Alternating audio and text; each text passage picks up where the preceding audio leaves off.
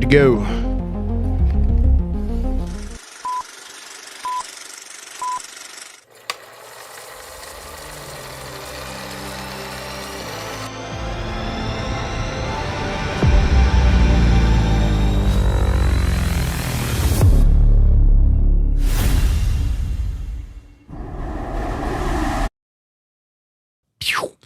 Another day. Another dollar. Yes, sir. How we doing, guys?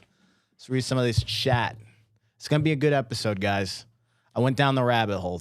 I haven't heard Gab referenced in forever. That was like the original like Twitter alternative. People still post on there? Damn. Gab? Maybe I will make one. I never heard of that. Shout out InfoWorm1776. What is that, like Q type place? No. Or it's just a different Twitter? What? Who knows? Who knows? All right, chat is already active tonight. Let me just read a couple of you guys, see how you guys are doing. No boofing. No boofing. Yeah, dude, USAID. Yeah, it's crazy, right? You got a crazy. It's crazy. Yeah. Tell them a little bit. Honestly, I was like, oh, it's just corruption, but I didn't know how bad it was. And that stuff is actually being used on us domestically. Just because they say Trump abolished USAID don't mean it's actually gone. Well, don't forget, he also ended transgender forever. So, you know, he does quite a number of like seemingly impossible things, but he's the peace president. Don't forget about that. I'm about to get into all of our dirty laundry. You know, these things. Yep. It's the nation. I start to get really nervous though as I'm doing these things and really diving in and giving information, because I'm like, this is stuff they don't want you to know. Really? Like, yeah. For real. I don't know if we're going to get shadow banned or like. We're going to be all right. You know? Let's not speak it into existence. So, yeah, but like I love you guys and I love information and I really enjoy doing these things. So I'm going to be airing out all of our dirty laundry. It goes deep, guys. It goes like down the rabbit hole. But I thought it was shut down. It is officially shut down. What are you talking about? You know, you have to bait and switch sometimes. Okay. So I have receipts. Money's been moved different ways. Basically, USAID is now hiding in plain sight, and you just don't. We can't call it USAID anymore. It's a blob, is what I like to call it now. So yeah, we're gonna get into that. That's gonna probably be second half of the show. We're gonna do a quick little news blitz as per usual. Yes. What do we got on the plate here? Well, all right. So word of the day is posthumously or posthumously. I don't know how to say it right, but it's what happens after someone dies, right? So posthumous or posthumous footage of Lindsey Graham has been released. They're doing some sort of documentary or whatever. I don't even understand. Like, there are shots of like the MAGA hat in it, so I assume it's about Trump or whatever. Yep. But we have Lindsey Graham on video on call with Netanyahu, literally. And Netanyahu is on the phone with Lindsey, like thanking him for being such a good like ally. Good goy. Yeah, good goyim, exactly. And Lindsey is like, we need to join you in bombing Lebanon. And Netanyahu's like, Lindsey, we're kind of over-engaged in Iran right now. We don't need to. Like, he's trying to tell Lindsey Graham, like, we don't need you to convince Trump to go bomb Lebanon right now. He's like, Lindsey, please stop. You're doing too much. So I thought that was pretty nuts. And then he also made a prediction. I think this documentary takes place like right after the war started. Yeah. He says it'll take 3 to 4 weeks. Oh, he says that. Yeah. Well, we know where we're at now. Exactly. Not anytime soon, guys, as we clearly know. And you were just telling me about the fact that this is now kind of paused. And that, you know, Trump may not actually be in control of the ship right now. Well, you know how I am. You know, I watch way too many like geopolitical YouTube channels, videos every single day. I've been watching Larry Johnson talk about this. I watched Danny Haifong talk about it as well. Apparently, like, it's all is quiet. Like, there's not like a major preparation for the bombing itself. If there was, I'm forgetting like the technicality. Larry Johnson said it, so I believe it to be true. He said like he would know, basically. Well, Rex, all we need to do is get the fusion weapons and just start bombing mountainsides. A giant glow, and it will all be gone. And they'll all submit. Right. And then we can have free power in our houses because we know exactly, you know, Lockheed Martin's got that stuff on lock. You know, we can solve the problem. It only takes nuclear war. Yes. It's crazy how stuff like that works. And I'm sure people who are watching that Tuesday morning show knows exactly what I'm talking about. Did he call into He did call. He called into your show too. He did call into the show. Here's the thing. If its and buts were candies and nuts, we'd all have a wonderful Christmas. We believe the technology exists, but it's about deployment. And it's also about accessibility. And if they're not going to give you money to take care of your kid, go to the doctor, or like even have like basic infrastructure, like if there are potholes, how are you going to get infinite energy? Because like the attitude that generates the potholes is the same attitude that keeps you away from having the infinite energy. That exactly. See what I'm saying? It's nobody actually wants to go and get the job done. Right. So yeah, no, 100%. And someone asked me to spill a tea. Long story short, this guy comes in. You warned me about him. You're like, he might say something. I'm like, it's okay. And he sure enough gets under my skin because I'm like, why are you, he's trying to measure his dick and just be like, yo, Mr. Engineer, so tell me about this thing. Right. And I'm like, the homework assignment. Is that how we're starting this off? This is my first time interacting with you. That's how we're going to start this. He's like, well, if you would do your research, like you're supposed to do, you would find out that we have fusion weapons that we can use that are not radioactive. And I said, well, what are we supposed to do with those nuclear weapons, quote unquote, without radiation? Well, you just use them. I said, well, so what, bombing random mountainsides and you just make the Iranians submit? Well, I like it because it's kind of like in Minecraft. You ever play creative, you just go around dumping lava on stuff? Oh, yeah, it's kind of like that. Yeah. And I asked him, I said, do you not think that would escalate things? And that 90 million people would now have a real reason to get pissed off and they would do a whole lot more? I digress, man. People, there's just, it's Looney Tunes sometimes. The common sense has left the building with some people you just can't reason with. Okay? Let me make a prediction right now. It's a lot more likely that Iran invades Kuwait than it is that we're able to successfully take Karg Island. That's a lot more likely. And I've heard that being discussed. Oh, yeah. If they invade Kuwait, Kuwait's is gone. Right, and that's kind of like a reverse U.S. Now, the problem with that is if they do something like that, you're talking about NATO probably will get involved. Sure. That really would trigger a World War III situation, in my opinion. But, I mean, to add on to that really quick, just to do geopolitical roundup, the Ukrainians hit, I'm forgetting whether it was an Iranian vessel going to Russia or a Russian vessel going to Iran. I think it was an Iranian vessel headed to Russia. The Ukrainians hit that. Right. So, like, we can already see it's a global energy war. It's not about the Muzzies. It's not about Putin. It's about energy. It's about oil. Yes. And like, we see the choke points. 100%. They always have to give narratives. We understand this. We've seen this time and time again. You're 100% right. Oil is king. The dollar, the petrodollar is the only thing that's keeping us propped up geopolitically right now because we don't have the gold center, and not a lot of people trust in the dollar as much as they used to when it comes to bonds and things like that. So yeah, 100%. Let's get into our first story here. Yeah, let's just talk about Lindsay really quick. Let me see, Wes. Do you have the first thing in the rundown? It's not too soon to get back to me making some Lindsay bubble wand, or I just can't. I hate jokes. It's just not like we're not. Here's the thing: like, he is a notorious mass murdering neocon, or was, right? 100%. So you're allowed to make jokes about what he did while he was here. I think that's fair. Yep. Like, I really don't get it. But let's go to. I know you have the Iranian one up there, and that's also important. But let's go to Lindsey Graham. How long have we been pushing this war? It's like it's just. Like, we've been proven right on this over and over and over again. And anybody that, like, minimizes the war, like, you just sound like Lindsey Graham. Who wants to sound like Lindsey? Well, I kind of like this voice, Oh, yes. We're going to drop another bomb on their head. Oh, yes. All right, let's go ahead and play it. Let's go ahead and show the video here. This is Netanyahu on the phone. Virtually everything they have has been knocked out now. Their missile count is going way down. No. Amazingly, they're hitting countries that Look what we've done here. I know. I almost cried. Oh my God. I mean, like, how long have we been pushing this? Well, I mean, you've been pushing this for years, right? Right. It's here. I talked to Trump this morning. It's literally. Oh, he's jacked. Yeah. It's the best thing I've ever done. Wow, right? He loves blowing stuff up. So, there are a lot of people inside didn't want to do it. So I had my challenges. But President Trump, when he gets into the zone, of doing what I want. He asks good questions. No tweeting. He has done nothing. He hasn't tweeted much at all. No drama. He's been a great wartime president. I said last night that Trump and Bibi are. It's a war, but it's not a war. He says it's a war. Trump says it's a war, but it's not a war, Tim. What do you? I see you over there, kind of like he's been doing the Lord's work, you know. Oh man, I mean, maybe the Lord down under to him. Maybe I was saying he kind of looks like Palpatine. You know, you give a certain angle on him, and dude, he looks like Palpatine right there. Dude, come to the dark side. Dude, he looks like Emperor Palpatine. You're 100%. No, but like this is how it goes, man. This guy truly 120% believes in whatever he's talking about right now. There's no convincing someone of this dark nature.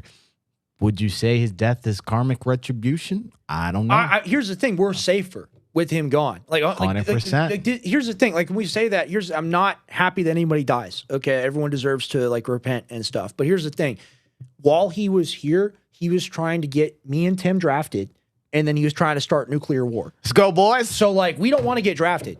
We're not a fan of that idea. And like the thing is, Lindsay is 71 or was 71 years old. Think about being a senior citizen, and instead of like bird watching or fly fishing or chess or whatever, your hobby is killing people. And just think about the fundamentals of his life. Like he has, you know, his sister or whatever, but no wife, right? No kids, right? Something's fishy there, right? For like sure. you know that's like something like that keeps you a little grounded, a little wholesome. Yeah. What's the He's point? like, I got nothing to lose. Oh! Burn the world. Dude, I like that. Yeah, you're right. He had nothing to lose. He doesn't care about American lives. He doesn't consider that losing. Crazy, man. Throw it up real quick. What? Literally. You have done well, Lord William. You have done well. Go to the Middle East, drop more bombs, and kill all the brown people. Then your training will be complete. Yes, Trump. Dude, actually, it's real. Is there any left to that video, or is that? There should be a little bit more. We also have another one. It's further down on the dock. Here, Wes, if you want to play the rest of that really quick, I'll try to find the other one.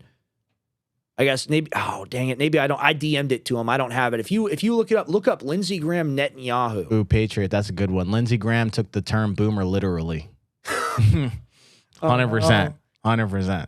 And here's the thing. Like, we've heard people talk about this, Tim. Do you think he was assassinated? Why not? Yeah. But I don't think it's CIA. I think Russians had every reason to as well. Right. And he was one of those guys that was secretly like creating he was kind of like one of those hitman guys that you just send out there, even though he's not supposed to be out there for one. So he's out there having conversations with people, figuring out logistics. How do we combat the Russians? Because of course he's like a Cold War era guy. So he hates Russia. I guarantee you Russia was like, oh, sorry, we were just doing our daily bomb on Ukraine, and it just happened to be in this house. The factory got blown up. The hotel he usually stays at gets blown up. He takes the train into Ukraine, and then he flies from somewhere else. So it's like literally he can't get back to the U.S. in the time frame they give. They don't show him in the ambulance. They just show ambulance. And then they question his neighbors for like 12 hours or whatever. That seems like cover to me to be like, oh, we're investigating. Like, if he got killed by another government, then like, let's hope that's the case. Because if he was killed by ours, if the deep state killed Lindsay, like we really don't know what they're after. Right? Yeah, like, wouldn't that be bizarre? Yeah, because I don't understand. He's like their good boy. Like he's like he's yes. one of the main dogs to just go out there and keep the flywheel of money in the war machine. You might going. not know this term because you're a Northerner, you're a Yankee, but you know what a good old boy is? I've heard of it, like in terms of like no, what is never meaning no harm. It's like a older like a white dude who's like that old power. Right? Like the good old boy club, right? Like the people at the golf course, country club, the people that run the oil business. Like that's a good old boy. Okay. So like that's what Lindsey Graham would be. He would be like the quintessential, well, you know, I'm in charge. Like if you ever watched, if you watch Deepwater Horizon with the BP oil people, they're like, we don't need to do this drilling invest. It's fine. Just go ahead and drill. That's a good old boy. See what I'm saying? Yep. That's Lindsey Graham, 100%. 100%. Okay, let me see this video here that you got here, Wes. This is wild. About to have my mind blown. Do you have it on speaker, Ryan? Yep, we're good. Okay. All right, connecting you now. Yeah. Hello. Hey, baby, Lindsay. Hey, Lindsay. Hey, baby. How are you? I couldn't. I'm just so impressed. Glad to be your friend. I'm glad you are my friend. I'm going to meet with the president this weekend. I'm going down to Doral. I'm going to try to get him to join with y'all in Lebanon to maybe fly some with you. Would you like that? Yeah, I get that. I think Wait. you're at the point. Can I get a rewind? Yeah, Pause it. What did he say? So he's like, I want to convince Trump to fly with y'all. That means bombing, right? Like flying on the bombing campaign. Yeah, replay 10 seconds, go back. Oh my God. Because you hear Netanyahu. Well, Netanyahu's going to tell him to chill out. Like that's the craziest part. Yeah, he's like, you're chimping out, bro. He is chimping out. You can't be saying that in front of. He just has a camera like Diddy, just walking around recording all of his crimes. Yes. Is that what's going on here? Yeah. And you know, Netanyahu was like, okay, well, I guess if you're going to do the interview, we can do the phone call. And then he starts talking about this stuff on the phone. Netanyahu's like, whoa. Holy crap, dude. Okay, I want to see it. Let's go. I'm going down to Doral. I'm going to try to get him to join with y'all in Lebanon to maybe fly some with you. Would you like that? Yeah, I get that. I think you have a point, but I've been thinking about the other side of it for a second. We're concentrating right now on Iran. If we tell Hezbollah that we're going all the way, we threaten them, but if we actually do it, then they have no reason not to go all the way against us. And right now, that's not our interest. We can do it later. Well, well, that's actually good counsel. I'll put it out there as an idea. Okay. Yo, guys, we got to break this one down just a little bit. Hey, Israel doesn't run our foreign policy.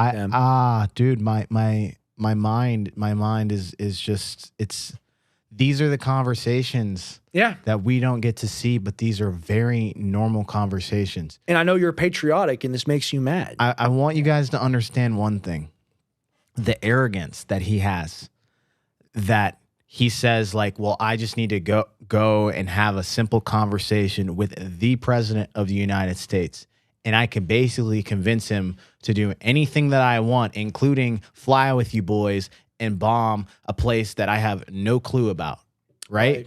The arrogance, that just means like these people look at the presidency like it's a commodity to manipulate, 100%. to get their agenda. This guy has been there longer than Trump has been around. And we didn't vote for him. Yes. We didn't vote for Lindsey. We voted for Trump. Like what the hell? That's that soft secret power that we just don't see. These guys that have been incumbents for a very long time have so much power. It's like the Pelosi's. It's like both sides. 100%. Yeah, dude, on both sides, man. It's crazy. It's crazy. And he's just like recording this like it's his. It's arrogance. Well, who's dude. ever gonna punish him, right? Like he's in charge. How do you say that in front of a camera? He don't care. It's irrelevant. Crazy. It is insane. And are we not thinking about the War Powers Act? Like, that you doesn't can matter. you as a congressional member can just decide that I want to bomb another country, which is technically an invitation to war? Right. Are we not voting on these things? Well, I got a new one. For you. And see if Wes, if you can just look this up, you'll find it. Trump is trying to claim that the 4 service members that died, that would be Angel, Tyler, Michael, and Sarah. Like literally, you have white, black, woman, Mexican. You have like you have Hispanic. Who are these people? These are the soldiers that have died, like the most recent deaths. Yeah. And Trump wants to say that they didn't die in a war with Iran. What did they die? Exactly, because he says it's not a war. Special military operation. Exactly. I don't think you can do that anymore. Crazy. I really want to ask Andrew Wilson about that. Because he says it's not a war, right? So I want to know if those 4 people died in a war. Well, the way and the way Andrew thinks is, well, I just have to give to power. Like, hey, the grown-ups can figure it out. Exactly. Well, Lindsey Graham is a grown-up, and we say that he is the guy who's just because he's Republican. Trust him. Just let him do what he's going to do. Right? Great point. And even worse than that, someone like Andrew will say, and I don't want to speak for him on this because I don't know his view on Lindsey, but I'm just guessing. I don't like Lindsey, but I support his policy by proxy of like my position. I can't wait to see that me debate, too. It's going to be great. And, dude, all right, this is just funny. All right, we have fun on Gray Area. All right, so I DM the Quartering and Andrew responds immediately. Or actually, no, I haven't DM'd Andrew yet, but we had a comment thread where I said he'd come on Thursday, so I just take him at his word and we'll work it out. But I DM the Quartering, and I'm like, yo, like, when do you want to come on? Because I'm trying to figure out, because I already have Andrew on Thursday. He doesn't respond, and then he DMs me today, and he says, when is Andrew coming on? like so he can join him. Way and it's like, that's not how that works. Eiffel Tower you or something? Like, what's going on there? All right, pause. We're going to do a little pause on that. But Lord have mercy, that's a horrific a debate. All right. He just wants to tag team debate on you? The thing is like, Jared doesn't work that way. Like, here's what he said when he came on our show. He said, I know this is a big opportunity for you. And you know what I did? I let him plug his coffee. Did I not do that? With some grace. Yeah, 100%. Grace. So here's the thing. You should be so lucky, Jer. Like you don't get to come on a show with Andrew. Andrew's actually a much bigger deal than you are. Like you're irrelevant and nothing and have no position at all, or at least Andrew has a position that I consider to be fake. I mean, dude, he said he was going to come on our show. He ignored my DM. We were supposed to debate him with Harrison having it, and that just never happened. It did not materialize. He said he would be down. I said, I'll be impartial. I'll let you kind of say what was on your mind, but that first argument we had was disingenuous. All right. So yeah, it was. What else we got on here? This is another one here. If we just want to do war roundup really quick and just go through a few of these. Yeah. Here, go to Joe Kent reacts to Rosenberg insane Fox News clip. So Sid Rosenberg, I believe he's an American citizen. I think he's a dual citizen as well. He's like a very powerful, very wealthy, like Zionist, like oligarch type dude. He also there's that photo. I don't know if you saw this where it was slightly edited, but he was like really, really dark and purple. He looked like Thanos. Do you remember seeing something like that? I think so. We just look up really quick, Wes, look up Rosenberg or whatever his name is, and then Thanos, and it'll come right up. The thing is like he's one of these dudes where like, all right, it's like you know nothing about this, but like some white people or Jewish people that don't have melanin, they take this thing called melanotan 2. All right. Yeah, I don't know. And what that is, it's a peptide. All right. It makes you make more melanin. Okay. So, but it doesn't make you black. It makes you like purple. So you see what I'm saying? So he kind of has that going on. Can we just stick to suntanning? Yeah, seriously, dude. It's so crazy. But another thing about melanotan is it gives you spontaneous erections. So you gotta spray tan just so you can end up looking like Barney. And that's funny. That's crazy, dude. All right, but let's just go to the video really quick. You'll see he's like my dad is very red, but he's like orange. Yeah, dude, look at this. Throw this up. Oh my God, he looks like an eggplant.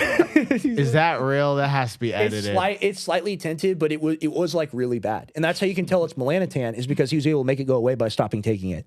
But he looks like Thanos. My Lord. Like, it looks like. Why would he want more melanin? So he just looks tan? Is that? Well, I told you it gives you spontaneous erections. It's fun to take, apparently. I can't take it because I got that birthmark on my head. It would make it grow. So no. don't want that. Yeah. Let's stay away from that. All right, let's go to the clip, though. That was fun to break down. Yes. Peptides are crazy. He said, dude, it's taking blackface to the next level. That's funny. It is inevitable that President Trump is going to have to do what he doesn't want to do, which is go in there with this massive all-out attack. There's no other way to stop this. There's no other way to win this war. So, again, he's trying to do the best he can. He's a very nice man. I love President Trump. He doesn't want people to die. He really doesn't. Okay, he's a nice man. But there's no other way to end this. Once you start this, Midnight Hammer was great. Epic Fury was great. Once you start this, there needs to be a finish. And the only finish is complete surrender by the Iranians. I hate to say it, but complete annihilation. Well, we talked last time about this. And by the way, I agree. I love it. What does complete annihilation mean? Excellent question. I'm sorry. Can somebody clarify that for me? Well, they're obliterated. Don't worry about it. We obliterated their nuclear program back during Midnight Hammer, right? Are we talking civilian-wise? Are we talking infrastructure-wise? It's a very broad topic there. Crazy. Continue. Just want to clock that. Play it. President Trump. I love his heart, I think, is really for peace. And he's always, I love that even now, this past week, he's still talking about peace and wanting to find and leaving that door open for negotiations. You say the only end is annihilation. Now, what if winning this war requires boots on the ground? I asked you that last time. That's not very popular with the American people. What is your response to that? It's not popular with me either. Look, I'm not a parent of a of an Army person, a Marine person. So I'm very sensitive to that, trust me. But look, we have the Army, we have the Marines for a reason. They're not there to shake your hand at the airport, Rachel, okay? They're there for a reason. Last I checked, we don't have a draft in this country. So these courageous men and women know exactly what they're signing up for. This is war. Come now. We don't want to pause it. It's too much, right? Oh, my God. First of all, it's to protect and defend America is what they're signing up for. Exactly. Okay. That's what we just so happen to have bases outside of our. That's what armies are for.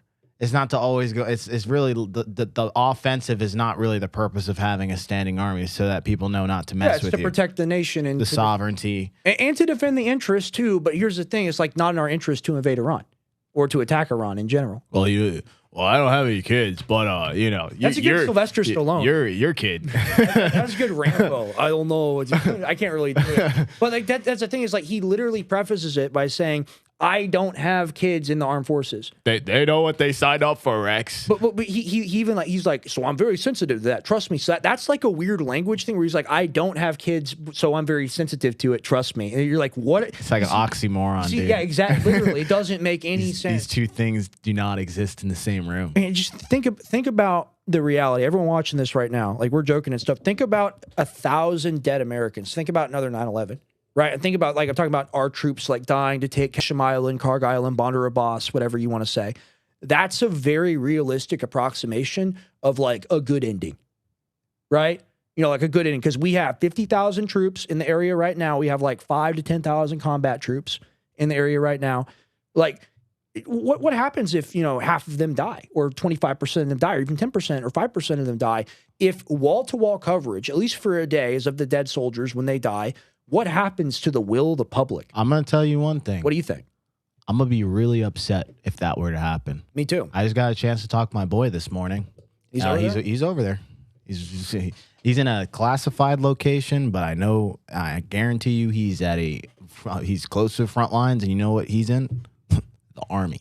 Okay? Ooh. So it's like it starts to hit home for you, and you start to realize, like, dude, here's the thing. This guy goes up there, he's like, well, they know what they signed up for.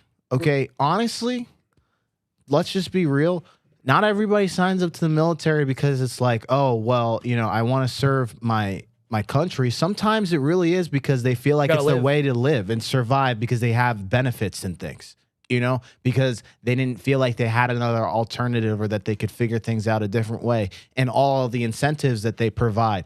Because we don't just provide those naturally to our citizens. Right. It's also evil to take, a 19-year-old that just wants a Hellcat and send them off to get blown up by an FPV drone. You know what I mean? That's Vietnam type shit. Seriously. What Joe Kent said about it, because I asked him this specific question, like, what do you think about people that say, well, you never serve, you're not supporting our troops, they're fighting over there for your freedom, blah, blah. And what he thinks it's disgusting.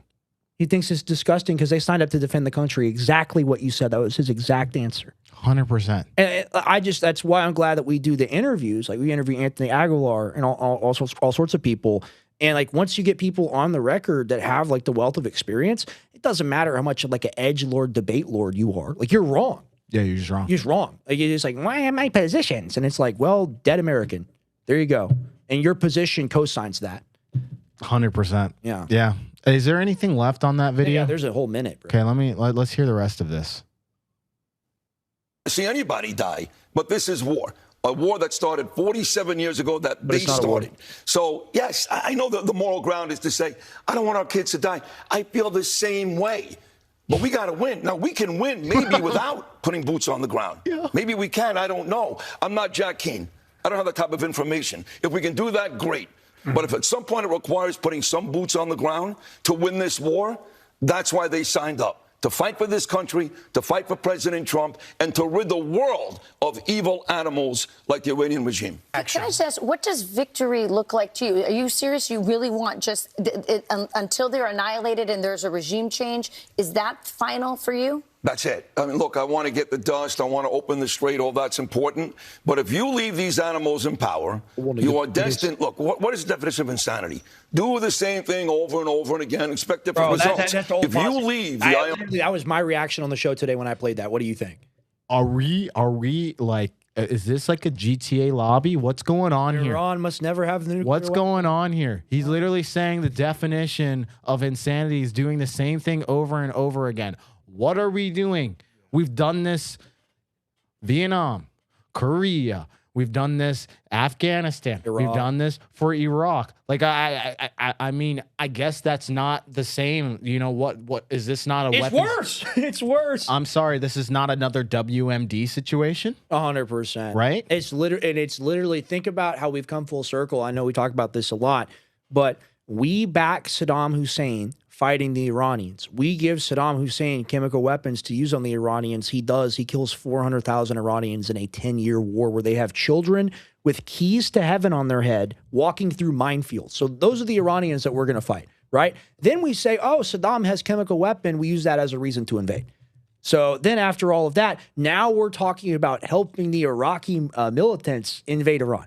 Like, because that worked so great when we gave the Kurds weapons and we created another Al Qaeda when we said, oh, we're gonna give these guys weapons. You guys are gonna liberate them, and then they start using the weapons on us. Dude, even the terrorists, they're like sitting there and they're like, Mohammed, like, man, they want to give us more weapons, but we are just going to die. I know, Abdul, we are not going to do this anymore. Like they don't even want to do it anymore. And they act like these guys are idiots, that they don't know that the United States is using them in order to carry out a mission. It's not like these people love the United States. It's the enemy of my enemy is my friend. Yeah, right? And it's a great point to make. They're not stupid, right? We're stupid.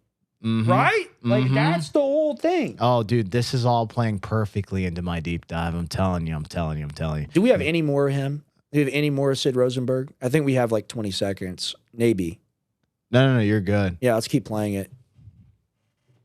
RGC in power, we're going to have the same issues in 5 years, in 10 years when the great President Trump, is gone. So we have no choice at this point but to go in there. And yes, regime change. I know it's two dirty words.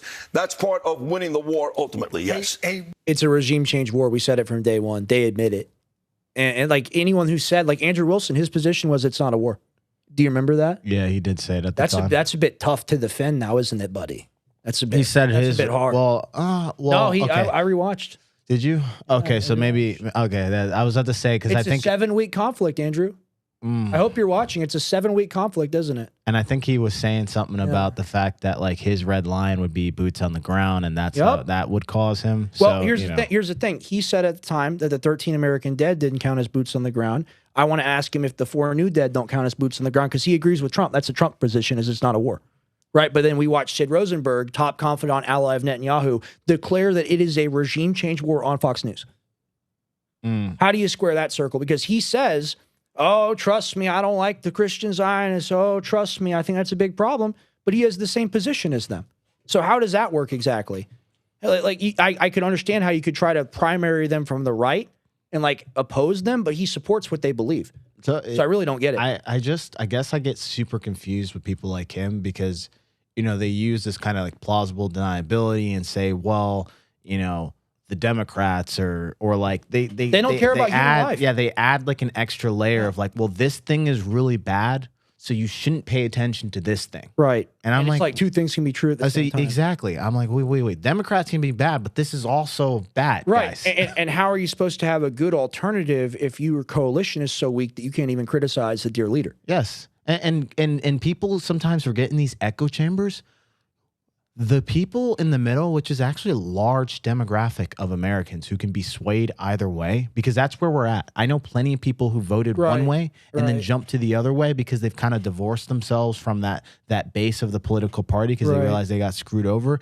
Those are the people you're trying to win over. Well, it's a matter of like, we care, like we do the show, we like broadcasting, care about covering the news and information, but like we want to save lives. Like we want people to be aware of the truth so that we can stop doing all this insane shit. And then it's not about like a debate lord position for us. Like it's like, hey, like we care about human life and this position you hold is antithetical to it. Why do you hold this position? And then it's like a word game, logical fallacy. I don't know what a black swan event. Use the debate terms. And it's just like, shut up. I mean, let's even hypothetically, if we just had let the region do whatever it was going to do. Right. they would have never attacked America in 1,000 years. Absolutely right? not. And so it all comes down to protecting interests, which comes down to actually protecting other people's interests, not just our interests. I understand the proxy war thing, right? I understand, like here's the thing. Israel's argument is that they fund Hamas and Hezbollah, and they do war against Israel. So that is a proxy war, 100%, right? They're funding those groups, and Israel considers them to be terrorists, right? So that's a fight. That's a battle. How do you go from that to then saying American troops need to be in bases all around Iran and with no air defense? Like, you see what I'm saying? Like how do we? Like, it's like which 1,000 steps away from where we started. Which the trial? Remember the original trial where the people got stationed who died in the place that didn't have air defense. And Hegseth lied about it. What happened there? Why that story died really quickly? Well, and the thing is like for us, there's no amount of American life that could be spent on this. It's too expensive. It's priceless. But to them, it's like, oh well, that's worth a penny. That's worth a dime. 100%. That's a big problem. That's not how human beings should behave. Hey man, this is a real thing, man. My dad's effing retarded. Believes everything Fox News says without question. And there's it's people, tough, man. I know guys who are on Fox like that. I know people on CNN like that. How old is your dad? That's a good question. Yeah, how old is your dad? Is he boomer-esque?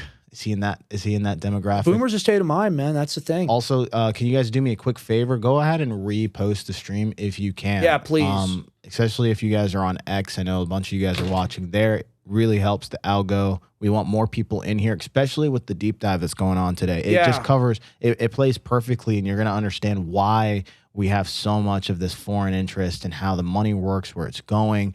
Just the corruption and people making money. Like I'm looking where the money's at, and we're gonna be finding it. We'll be digging up, and we're gonna want a lot of people in here to actually consume that. So right, and we're gonna be live. We'll be live for a while. We really need you guys to repost the stream. Here's the thing: I know I got new people here today, even if it's just like a few of you guys. Every single one of you guys, please repost the stream. Doesn't cost anything. Also, Gray Area Talks, X, YouTube, Rumble. It's all the same name. Follow us, Truism Tim, in my profile as well. 100%. Yep. Wes has got it up right there. There you go, right there. Super easy. You can repost that, or you can on Rex's account. He's streaming. I'm sure you guys are watching. Simple repost. As you're watching live, you can do that. Yeah, too. repost my stream. Repost because it'll give it a bigger pop. Yeah. Yeah, repost the one from Rex Jones News, but it should be at the top of my feed because it's the last thing that went out. It is.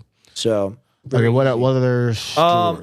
we could do the flock cameras. Or actually, let's do this is interesting because me and you will have a different perspective on it. Let's do Sam Altman on computer granting wishes. So that they say they have a genie, or about to have a genie that can do magical wishes for them. So we'll play this. I just want to know what you think of it. Thank you, Phil. Appreciate you, fam. You're amazing. We love you, Phil. You're a legend. I like you too, Phil. Absolute legend, Phil. All right, go ahead and play it. Number one, we are close to creating a genie that can grant any wish. Number two, we are going to make sure that our first wishes broadly benefit humanity, and that we kind of get the world to a place where a lot more people get to have a lot more wishes.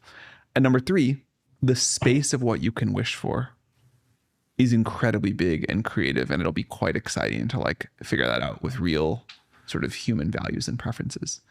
But I think there's a fourth thing too, which is exactly that. You start making these wishes, the computer grants them, and then you're like, I didn't think that was going to work.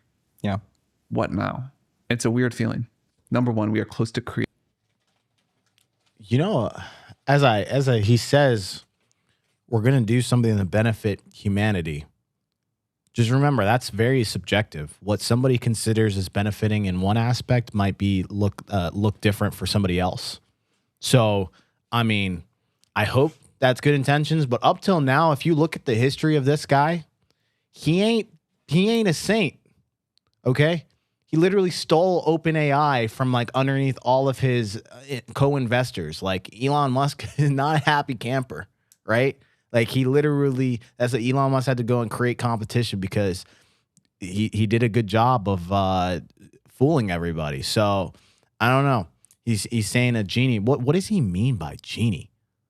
Like the computer's just going to figure out world hunger and we're just going to be able to like produce anything that we want and make the whole situation stop. It's going to find a way to like allow the president to stop doing these things or the Lindsey Grahams to stop doing the warmongering. I don't know where the help for humanity is, because these tech guys have their own ideas of what helping humanity looks like. Okay. Yeah, well, the thing I don't like about it, and I've seen the clip so I can comment on it, is like, oh, actually, it's the next clip I have of him where he talks about the AI models. And he's basically like, well, here's the thing. All these AI models, you're giving them all this personal information on you. You're talking to it, letting it know like your fears, want, hopes, dreams, medical stuff, whatever. Yeah. And then a human, if you gave it that information, even if it was bad, which is kind of the scary thing, would not be able to use that information in the way that the AI model would be able to use that information. Yeah. You see what I'm saying? Yep. So like, let's go to that one actually really quick, which is the next one. This is really scary stuff, actually. I want to get your take. We are soon heading into a world where a lot of the AI safety problems that people have traditionally talked about are going to be recast as AI security problems in different ways.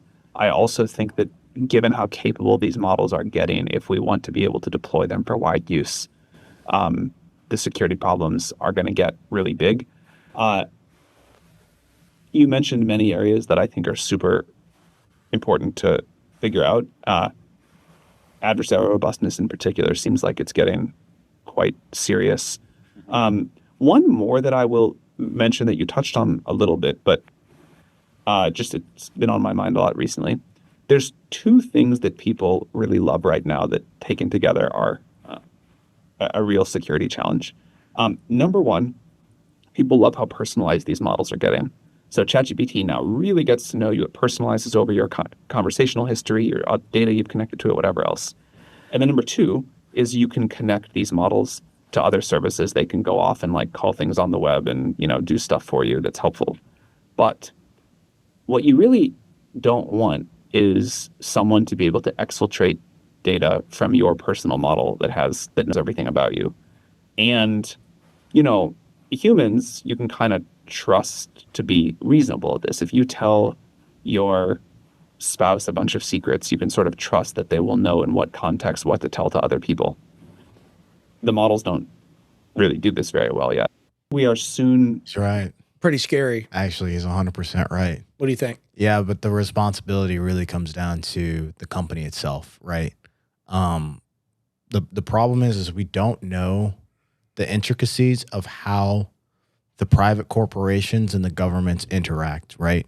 So when he talks about like your data, yeah, every time you communicate with ChatGPT or Claude or Gemini, all of that information is getting stored somewhere. And it's supposed to be a black box in which which people on the outside are not supposed to be taking that data and information. Because there's people who are like using AI as a therapist, right? Which by the way, guys, you got to be really careful with that stuff too.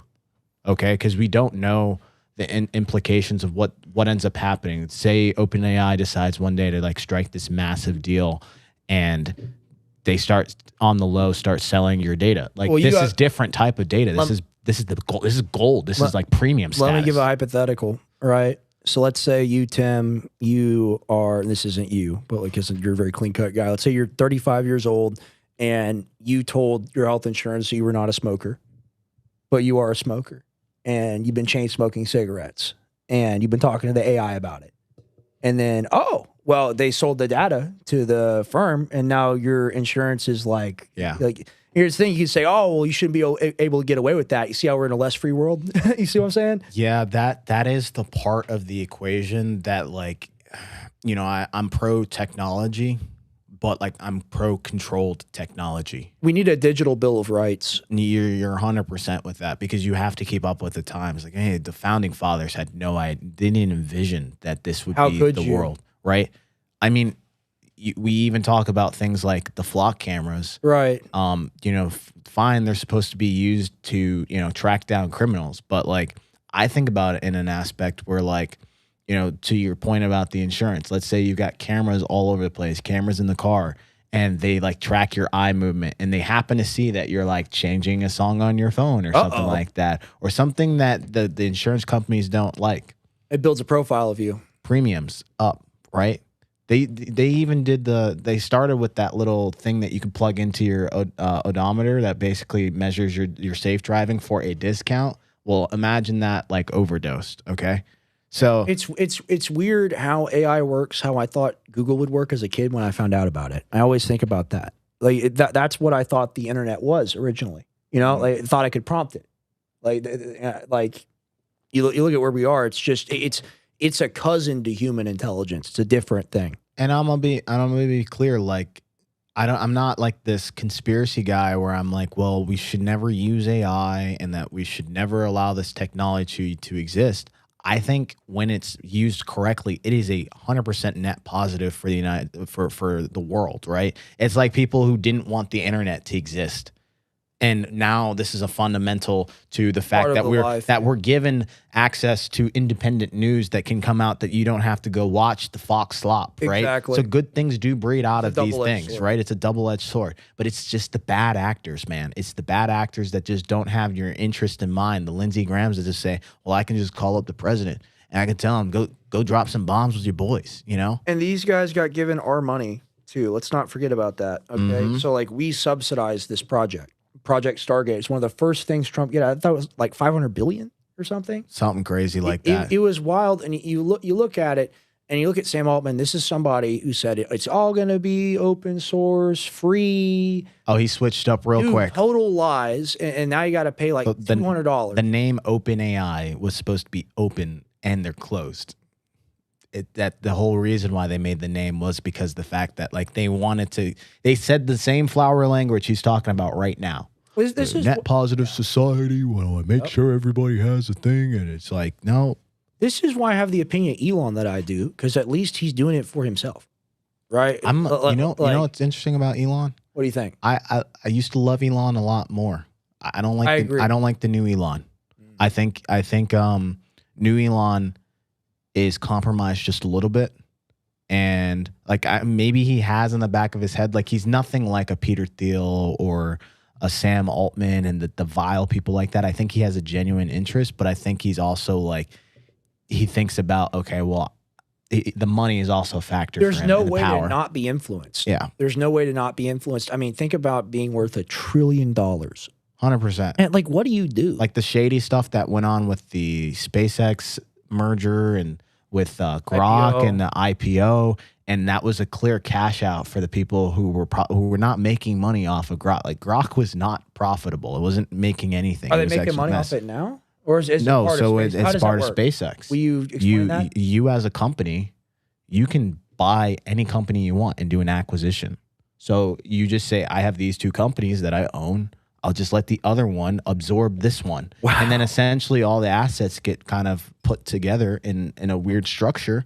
But at that point, if SpaceX goes and IPOs, then technically you as an investor on X and Grok can make some money because now you have actually made the company, the umbrella company has now actually had access to liquid cash that's been hit the market. Man, all this shit's going to run out. It's all going to run out. And one day everyone. So that's like, so when happened? I say like I can't 100% subscribe to some of the things that Elon Musk says, I think he's also compromised sometimes. You want to do a deep dive? Yeah, let's get into it. So today's deep dive is USAID. And I think what prompted me to do this, Andrew Tate was what the reason. Yeah, we were talking about it. We're talking about the NGOs in La Strada. Because they got funded. Yeah, and La Strada was one of those NGOs that I think it's a European-based one for like domestic violence. And I'm pretty sure they're the ones that did like a lot of the smear campaign, paid the girl the $30,000 to go after him. Not saying Andrew Tate is like the saint because he's not a saint, but I think he wasn't guilty. So that whole thing led me to of what he's been charged with. That whole thing brought me to the conclusion. I'm like, well, okay, NGO, I've heard that a million times. I kind of know what it is, but what is it actually? Oh, USAID. I'm like, I've heard that too. I kind of know what that is, but what's really going on there? And then you just like start peeling back layers and you just start seeing like people have been warning about these things, but like it doesn't get enough coverage. And we wonder like, oh, how is it that the regime change is happening here? How is it that this country has now decided to overthrow this person? How did Nepal is on fire right now? And you start to realize, well, it's got to come from somewhere. Right, right. And that's really, it's just this giant web. And I'm going to break down the web for you guys here. Okay. So we're going to go on like a literal quick break. I'm going to just get into costume. Intermission. And then what I want you guys to do in the meantime, we get more people in here. Go ahead and just chill out, repost the stream if you can. We appreciate that. I want to get more people in here. This is please repost. Like, this is next level. I think this is going to be one of my better deep dives Hold too. on, really quick before we cut. I need you all to repost the stream. People are saying it. The Gray Area is the greatest show on the internet. They rag on me all the time. They say Trump is this, Trump is that, Trump is whatever. Trump is a fan of the show, so tune into Gray Area. Repost the stream. It's a big deal. People are doing it. You want to be like the people doing it. Repost the stream. Yes. All right. We love you guys. We appreciate it. We'll be right back, okay? Let's just go wait.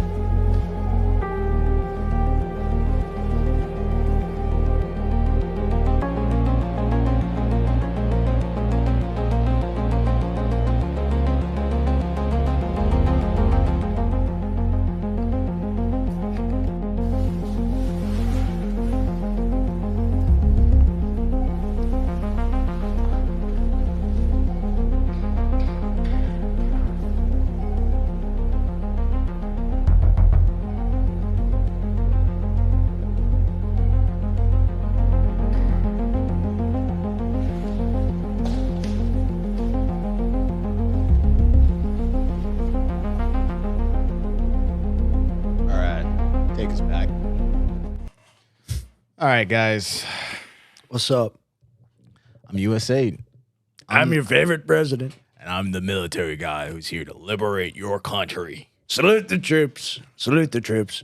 So, when we talk about USAID, as I had mentioned, it's just I saw somebody in the comment section that said it's one big laundering scheme. Yeah, you're not wrong. You're not wrong, because all the NGO stuff, if anyone could just start an NGO, it seems like, and get a little payday. But well, just explain the NGO really quick. Well, you kind of walk me through this. I will explain it in the deep dive. Yeah, it's in the deep dive. I'll explain all this stuff will be explained to you guys. But I want to start somewhere with a little country called Cuba. Okay, right. Cuba has always been that kind of like stepchild that we just really want to bring into the family, but they're just the fold. Yeah, but they're just kind of not aligned with what we want to do. But we've tried a lot of stuff. They're right off the coast of Florida. So I mean, this is where the story starts. Okay, the United States government literally built a secret social network inside of Cuba. Okay, so you had tens of thousands of Cubans that used it to share news, music, messages without Washington paying for it. It is basically like a Twitter we built a whole social media platform. I didn't know about in Cuba, wow. right? Okay, and the agency behind the platform, no other than USAID. And so this is the same agency that everybody associates with food, medicine, disaster relief. They're doing good things. We're saving the people. Let's go ahead and let's play get this set up. It's the repost the stream. It's this video of the U.S. agency defending the Cuban Twitter, but basically the platform is called Zeno. Okay, and the USAID hired contractors to build it, and then it kept the American connection hidden from its users. And so, I mean, the service started with like that normal content because that kind of helped it grow. But like once the audience became large enough, oh man, the planners wanted the network to help organize political action within Cuba. It's wild. We'll go ahead and play this clip, okay? It started off so nicely, but it didn't last. Whose idea was it for this specific program? I've read the legislation. The legislation doesn't say anything about setting up a cockamamie idea in Cuba with Twitter accounts and all on something that the Cubans would be so easy to discover. Whose idea was this specific program to go to Cuba? Who? It's a simple question. Sir, the program was in place before I arrived. Leahy is incensed that USAID was involved in setting up a social media network in Cuba as part of the US's efforts to destabilize the government there. USAID insists it's done nothing wrong, its actions weren't covert. Senator Leahy, who chairs the Senate subcommittee overseeing USAID, says he'd never heard of such a program and that it was a, quote, stupid idea to begin with. They don't always work, and I'll be the first to admit that, but often they do. This one from the get-go had no possibility of working. That's my problem. Leahy was also angry about the effect the story will have on a USAID contractor currently serving a 15-year sentence for illegally attempting to set up an internet service in Cuba. Alan Gross's lawyer says his client has begun a hunger strike and that it was, quote, shocking that USAID had imperiled his safety even further by running a covert operation in Cuba after his arrest. But longtime observers of USAID say this is what the organization does, alongside the humanitarian activities one might expect.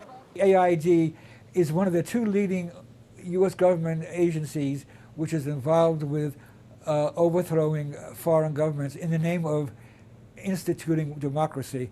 Blum says the agency has long held close ties with the intelligence community.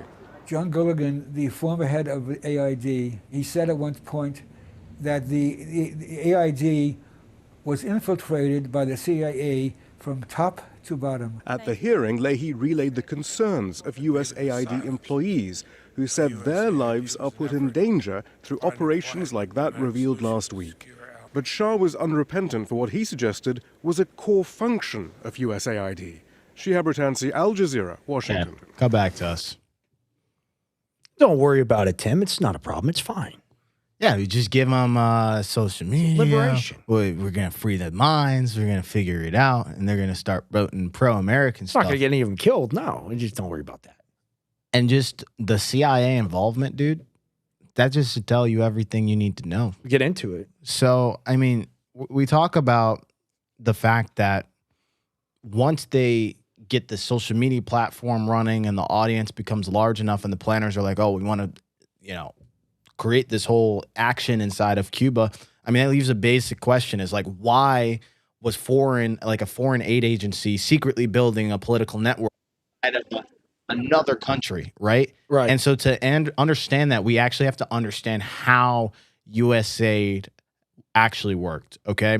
And the reason why I say worked is because it doesn't actually exist anymore, but we will actually get to why it doesn't exist and what it really looks like now. Sneaky, right?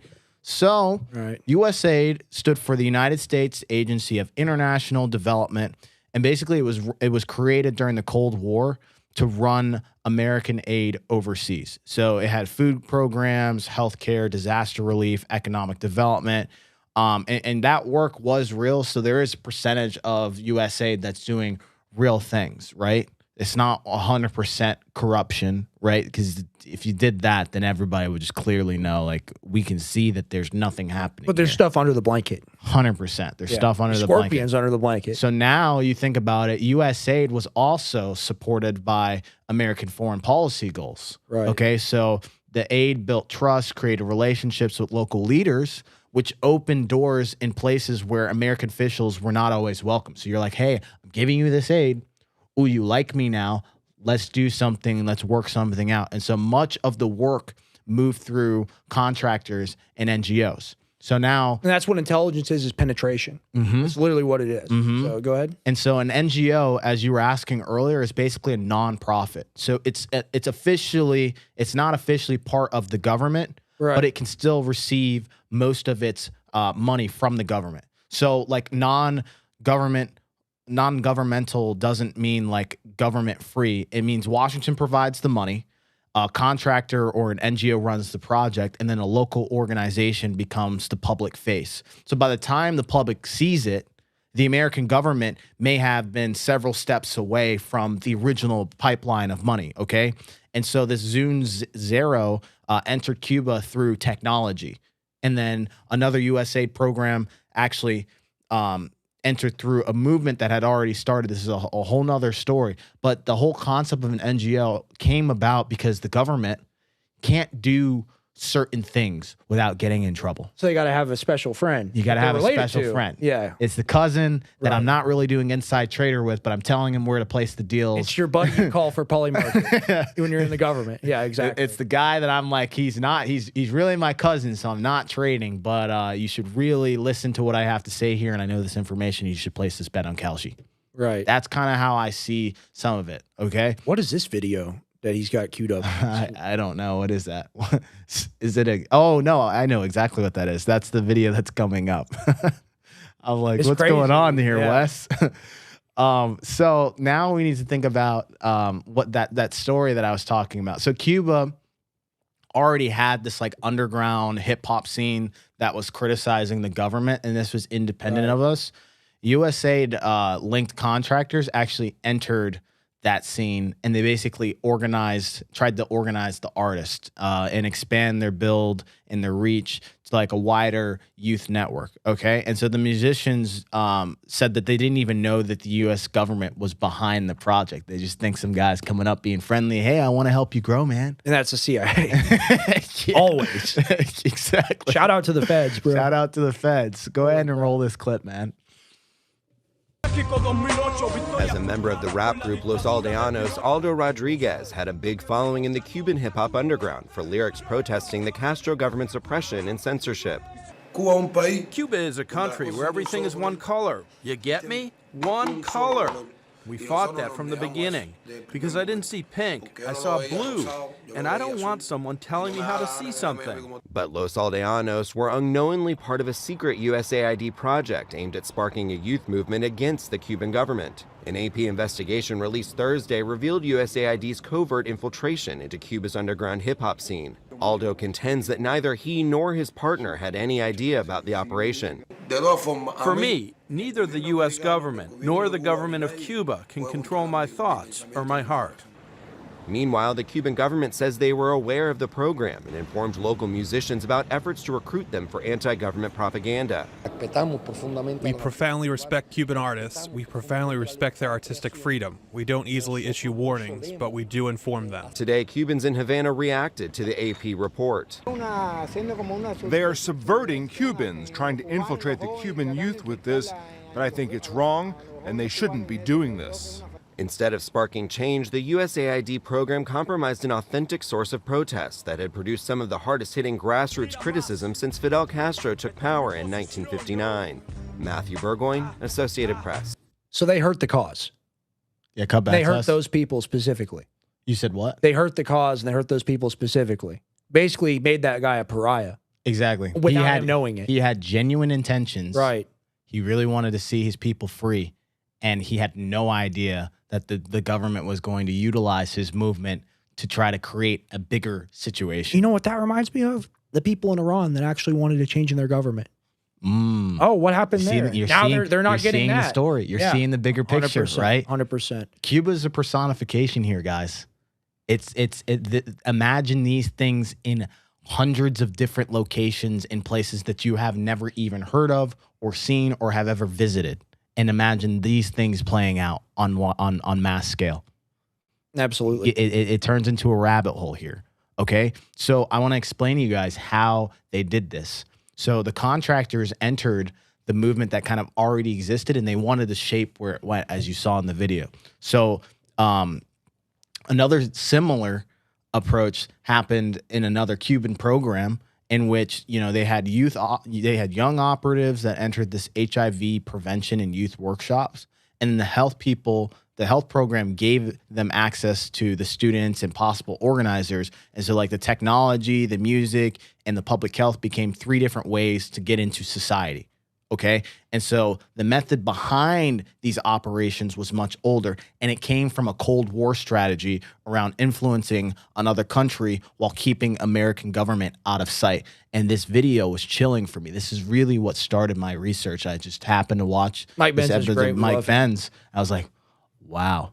We love him. He's great. I don't know why I have never covered this before, but let's go ahead and roll this clip. They think there's a fundamental difference between peace and war. And what he proposed is, and this is just 2 months before this would formally be given to the CIA to do. But at the time, what he said was this worked gangbusters in Italy. We need to replicate this everywhere. We need to create a capacity to do black propaganda, to do economic sabotage, demolition. There's a whole list of what's authorized under NSC 10-2. And what he says is, the American people are not necessarily going to like this, and we're going to need to effectively hide what we do from them, because if they find out, then the rest of the world finds out. If we're trying to run an operation in Eurasia, and we report this in U.S. News, well, then any person in Eurasia who reads U.S. News now knows about it. Do you see the bigger picture here, why so many countries have an issue with America? Absolutely. And we try to say, oh, we're just helping you. Right. We're trying to help you. Right? I have a way of putting it. We're a big monster that takes little bites. Ooh. You like that? Yeah. It's pretty good, right? That's an original. We're a big monster that takes little bites. And we go, hey, I'm just chewing on you. It's not a big deal. Right. And then look at all the countries that allow us to do that, and they're gone. They're literally and we sit here and we wonder, why does Russia hate us so much? Like, what's going on here? Right? I mean, they left the Soviet Union. They were ready to come in and join us. Right. It's because of these twisted methods that we have, that we decide that we want to get our way at the end of the day, instead of just cooperating and trying to figure out a way to make a deal with those people. And by trying to get the advantage, it's like the tighter you grasp it, the quicker it slips out of your fingers. Like that's really what it is. And it's like, theoretically, let's say we could topple all these governments and put the people in charge and fix it and do whatever. Show me one example where that's worked.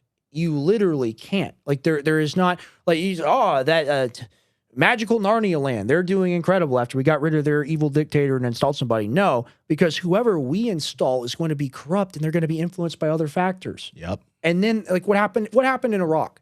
We were able to deal with Iraq very easily. There's something happened called the insurgency. And we couldn't deal with that. Couldn't deal with that. Could not deal with that. And it's this thing as to where, like, we do asymmetric warfare, and then we get asymmetric warfare done back on us. And you're in my head, dude. I was just thinking about that. I was like, it's the truth. That's why we're on the same page. Imagine China seeing this, and it's being in their country.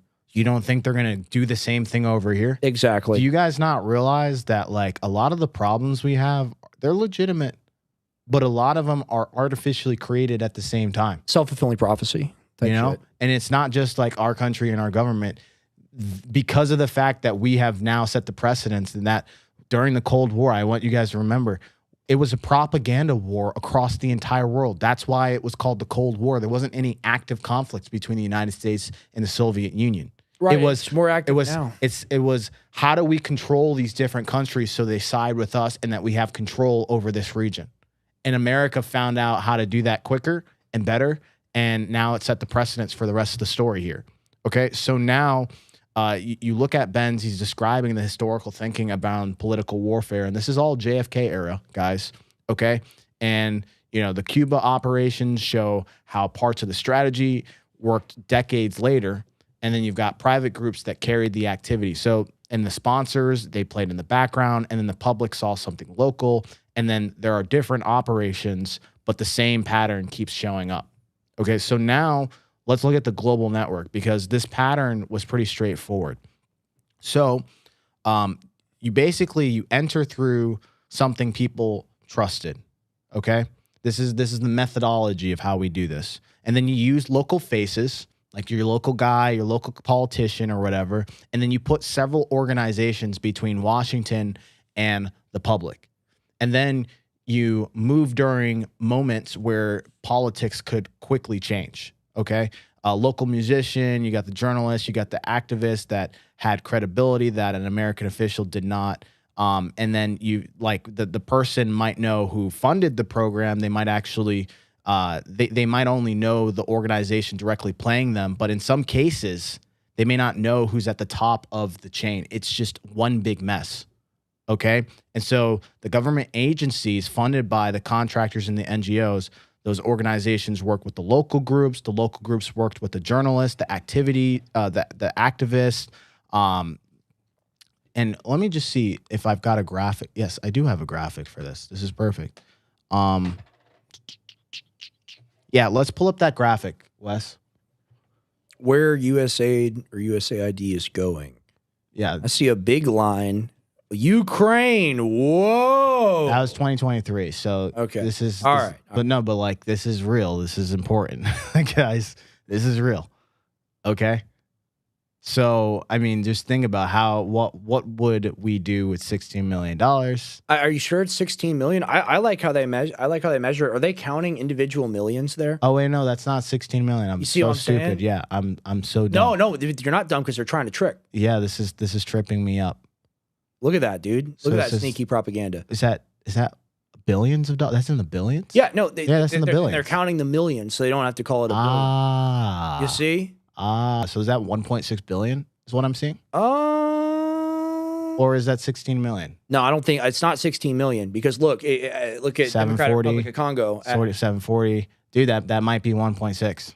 Dude, I mean, we've given them like over 300 billion total. So, damn. Yeah. Like, it's damn. pretty or that's 16 billion, actually. I'm sorry. Yeah, that's 16 billion. Yeah, 16 billion. Yeah, that's 16 billion because the whole thing was like 400 billion that we give in some certain aid. So holy crap, $16 billion just in USAID. And look, didn't we cover the Congo? Didn't we cover the operations with the gold and the precious metals and the stuff like that? I think we talked about that a little bit. Yes, we did. So they're on the list. We got Yemen. We're trying to topple them always. That's on the list. We got South Sudan. I mean, that's literally like if you want to go get a child soldier, that's where you go. Syria, toppled that literally. Somalia, we're trying to do Somaliland. Yep. Trying to help with that. DRC, yeah. Afghanistan, I mean, I guess we got to pay a Taliban or something, whatever. Yep. Jordan, of course, right next to Israel. That makes sense. Ethiopia. Yeah, Ethiopia's got a lot of problems. That's true. They got the Christian genocide. Yeah. Didn't we bomb them at some point? I wouldn't recently? be surprised. Yeah. No one talks about that. It's crazy. So, I mean, this graphic is basically showing it in 2023. But I mean, look, several of these other countries outside of the 16 billion received $1 billion or more. And if you just tally all of this up, and that's just 1 year. Yeah. That's just 1 year. And Rex, just remind me, we can't have health care. That's right. And we can't have childcare. Is that? That's right. And that childcare number. You can cut back to us. That childcare number is so significant. Think about this, all right? Because we got people like, I don't want to send my children off to the government. How about $5,000 a year to homeschool your kid? How about a tax credit? Would you like a tax credit? I think that's a genius idea. You see what I'm saying? But we can't, right? We got the 16 billion can't go to you. Right. It's got to go to some foreign entity because we have to control that region. And you're like, what about controlling South Side of Chicago? What about controlling Austin? What about controlling California? Like that's never discussed. And at least if you're gonna spend that amount of money to influence, how about just do something about the cartel? That's a great point. It's in our hemisphere. It's right there. You're talking about fentanyl, cocaine, all these different drugs that are killing people. Well, the CIA probably goes into the cartel meeting like that the owner of that team. You know what I'm talking about? He walked into the locker room and they were all like, everyone was hyping him up. It's kind of like that. Doing a good job. Yeah. All according to plan. All according to plan. Yeah. So I mean, it's kind of crazy, man. And this next graphic is gonna show you the chain of how the network works. Okay, so pull this up, Wes. You're right on cue. Okay, so this is the path here. Okay, so Congress provides the funding, then you've got U.S. agencies that start to distribute it, and then on one branch we've got supported social media organizations, journalists, and technology and tools. And you got another branch where it can go to civil society groups, activists, election monitors, and youth networks. And then you got that third chain where we're talking about civil society groups and you're talking about. Wait, actually, I already said that one. The other one is the contractors and the NGOs and the hired trainers and the pollsters and the media consultants. And so you just see like all of this goes down. It gets broken up. And this is super simplified for you guys.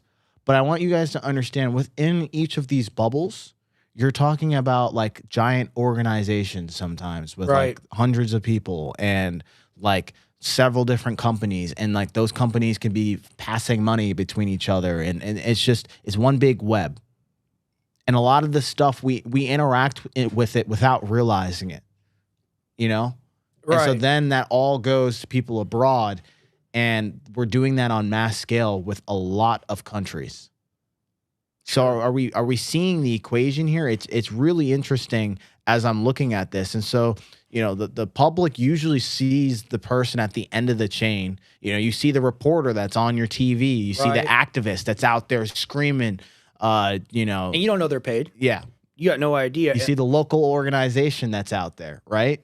Okay, that's the thing that you're seeing, but you're not seeing the several layers behind the system that allows these people to remain anonymous. To take it back to the Tate thing, he's talking about like, why are my legal bills so expensive? He talks to his legal people. They're like, well, she has 11 lawyers. Yep. And you're like, well, how does she have 11 lawyers? Well, she's being funded by a literal USA front group.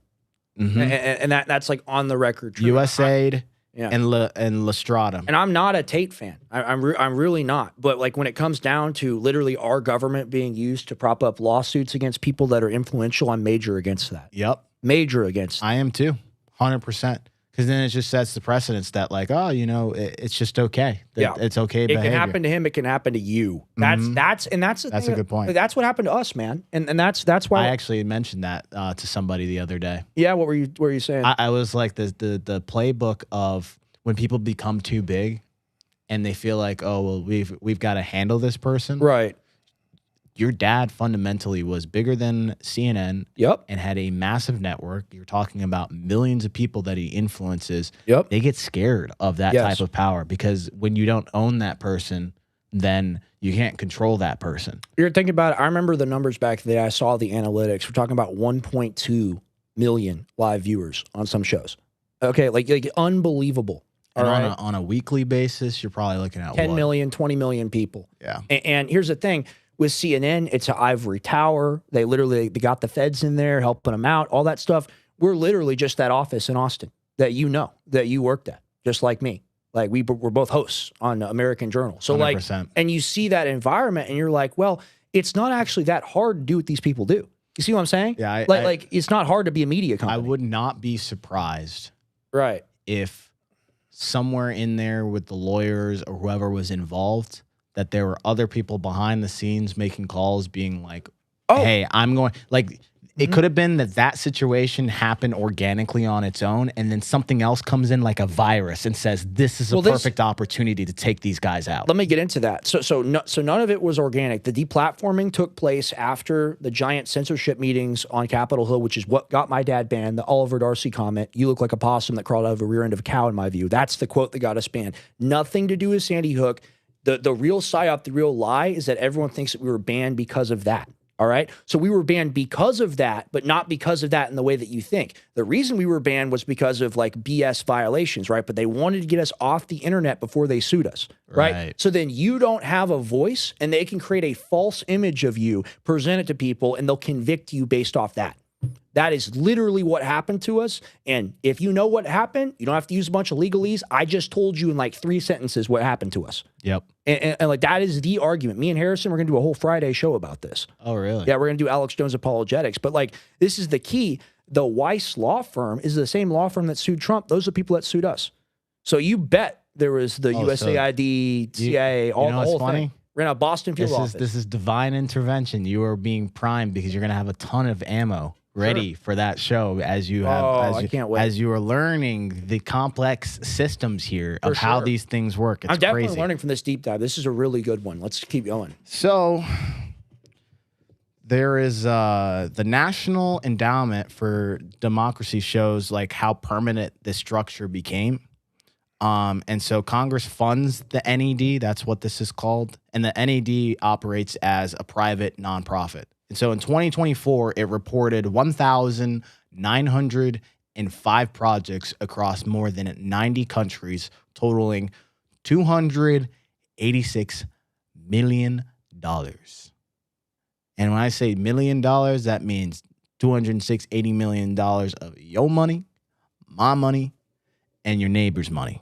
Okay? And so one of its founders later said that much of this kind of democracy work has once been carried out covertly by none other than the CIA. Okay, so the NED. Dude, shout out to the organization. Shout out to the spooks. Any of y'all watching this right now, shout out to you. You guys really make the world burn. Uh-huh. So now the NED has actually helped move political influence work once associated with the covert operations and it's into publicly funded and private structured organizations. Right. And so like these layers basically gave Washington reach. And then they also made it harder for the money to be followed. Okay, so now we need to talk about this $550 million bribery scheme. And this is where we start getting into the numbers here, guys, and just showing the receipts of like somebody earlier was like, oh, this is a perfect way like you launder money and things like that. Right. Oh, you bet. Oh, you bet. You bet. Right? Absolutely. You got to access information. You're part of crews. You're part of things that we're all on this other club, guys. Sure. Okay.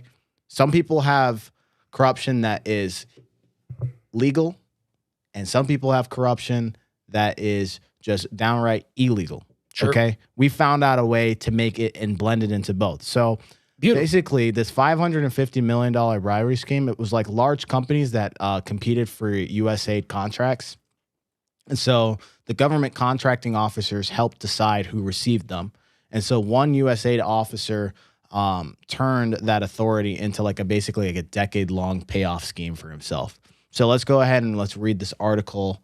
Dude, it's crazy how the wig makes me miss having hair. I used to have this much hair, you know.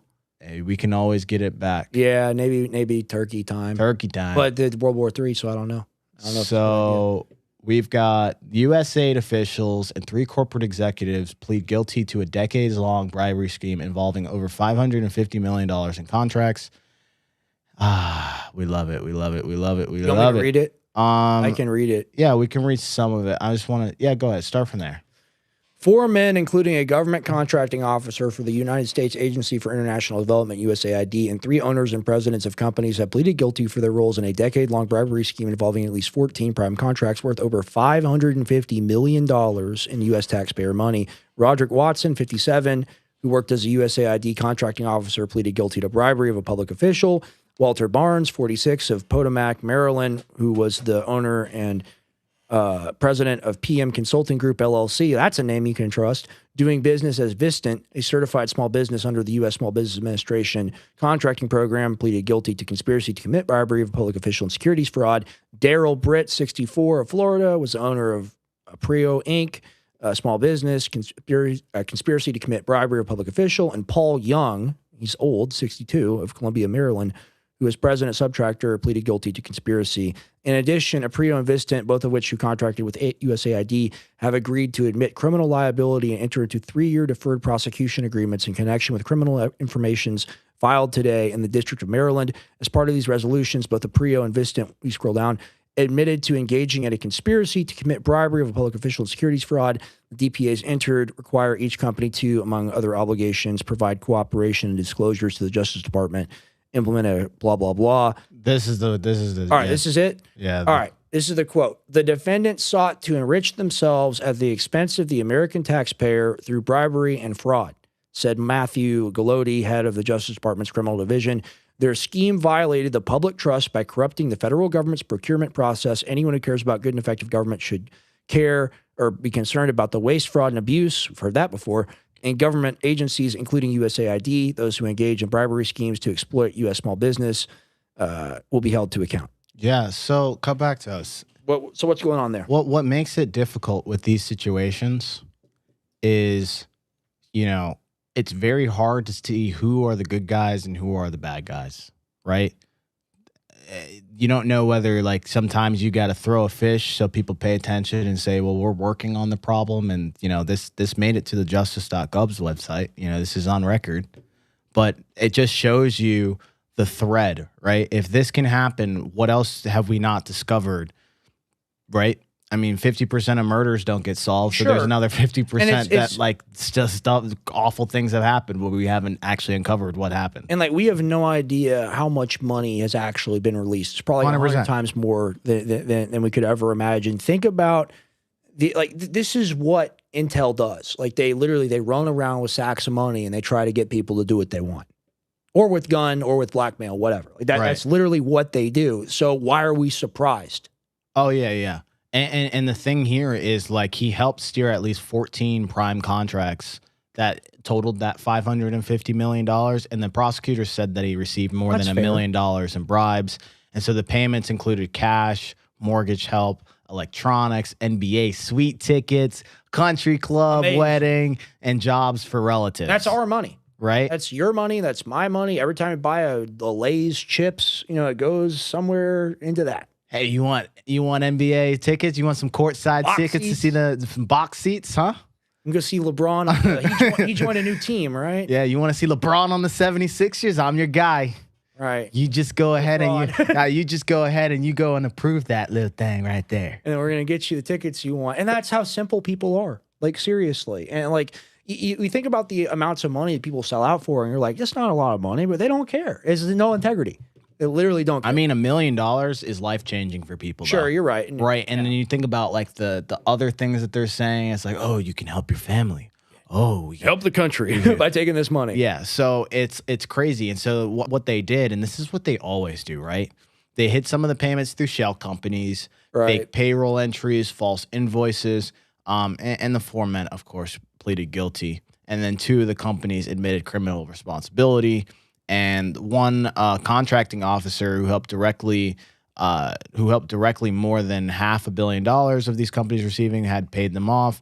And then basically the funding chain could hide inside and behind these companies and subcontractors. And then social media actually introduced another possibility because, guys, people are delivering the message that can be hidden through something like social media. So we got to look at something such as fake accounts. Now, I did a deep dive on this a long time ago on the American Journal. bot accounts? On the bot accounts. So is USAID involved in that? We got all types of stuff, man. That's cool. Come on now. The thing is, like, this is aggressive against us. Like that's the thing is, like, this is an offense against you. Like everything we're talking about right now, this is them hurting you. Even if it's not you directly, it's contributing to the American system that doesn't work for anybody anymore. Yeah. That's the problem. And I want to give you guys some context. You guys are on X, just like us. There's almost like 100% guarantee you have interacted or read bots. 1/3 of X is pretty much bots. Okay. Now, not all of them are being run by USAID and stuff, but it just gives you context that it's like dead internet theory. You've heard of that, right? Yeah. I'll tell you, I got one today. I'm not sure it was a bot. It was definitely a death threat. Oh, really? That was pretty interesting. Yeah, it was someone that said, like, you ought to be careful saying the N-word on stream. You and your dad, you can't go to grocery stores and you got dead coworkers because of stuff like that. You better watch your back. Like, literally threatening me. You said I never even heard you say. I've said the N-word on stream. Oh. Okay, but I say MIGA most of the time. You say MIGA. M-I-G-A. But I'd say the N-word occasionally. All right. Look, here's the thing.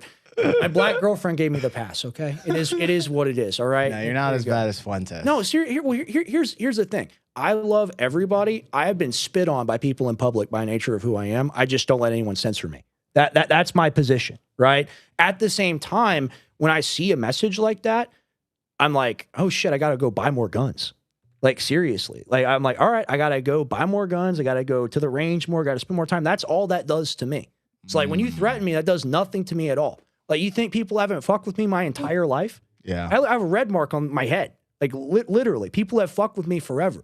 So, like, especially with who your dad and your yeah, 100%. So, like the idea of you having a conversation with somebody on the internet, maybe it's a Fed, maybe it's a bot, maybe it's a mixture of the two. Who knows? Like the structuring of this, do they fund it directly? Which part? Like the USAID, do they fund the bot accounts? Is that what we're kind of getting to here? We're into, baby. Man, come on. It's not, like I said, so I say 1/3, but we've got different bots that are being run by like scammers. We got bots that are being run by USAID. So I'm focusing on the USAID bots, basically. Okay. So here's a little scandal that we're going to talk about. We all know about COVID-19. So China had used vaccines and medical aid to build influence in the Philippines. They had their own vaccine. And so like Americans were fearing that they were losing political ground. And so the Pentagon responded with these secret social media campaigns, which involved, fake accounts, pretending to be ordinary Filipinos. And they attacked the Chinese vaccines and the mass testing kits and the mask and the testing kits and the people, while people were trying to protect themselves against the virus. Okay. And so this operation aimed to damage China's standing. And so, it just became a propaganda war. Right. They're trying to poison you. Let us poison you instead. It's pretty crazy. So let's go ahead and play this clip.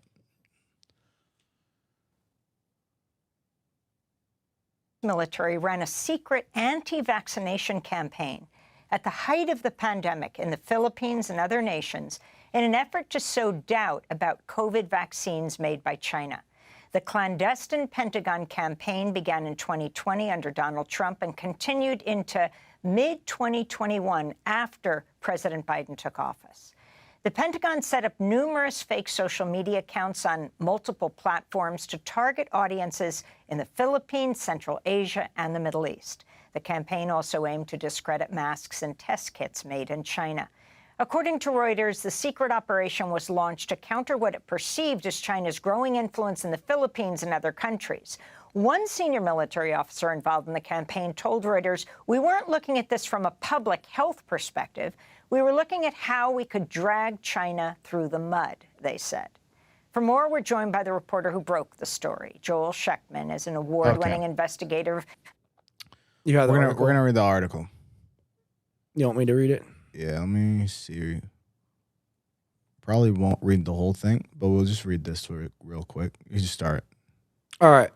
At the height of COVID, the U.S. military launched a campaign to counter what it perceived as China's growing influence in the Philippines. The clandestine operation had not been previously reported. It aimed to sow doubt about the safety and efficacy of vaccines and other life-saving aid that was brought and supplied by China. Reuters investigation found through phony internet accounts talked about that. Impersonate Filipinos. The military propaganda effects morphed into an anti-vax campaign. Isn't that ironic? Like, this is Biden. This is well, it's two things. Schizophrenic. It's not just Biden. It started with Trump. Dude, shout out to DJ. And I want you guys to remember this detail. Trump was using USAID at some point. Okay? Right. This is important to the story. Okay? Just remember this as I bring some information later on. All right, I'll keep reading it. Okay?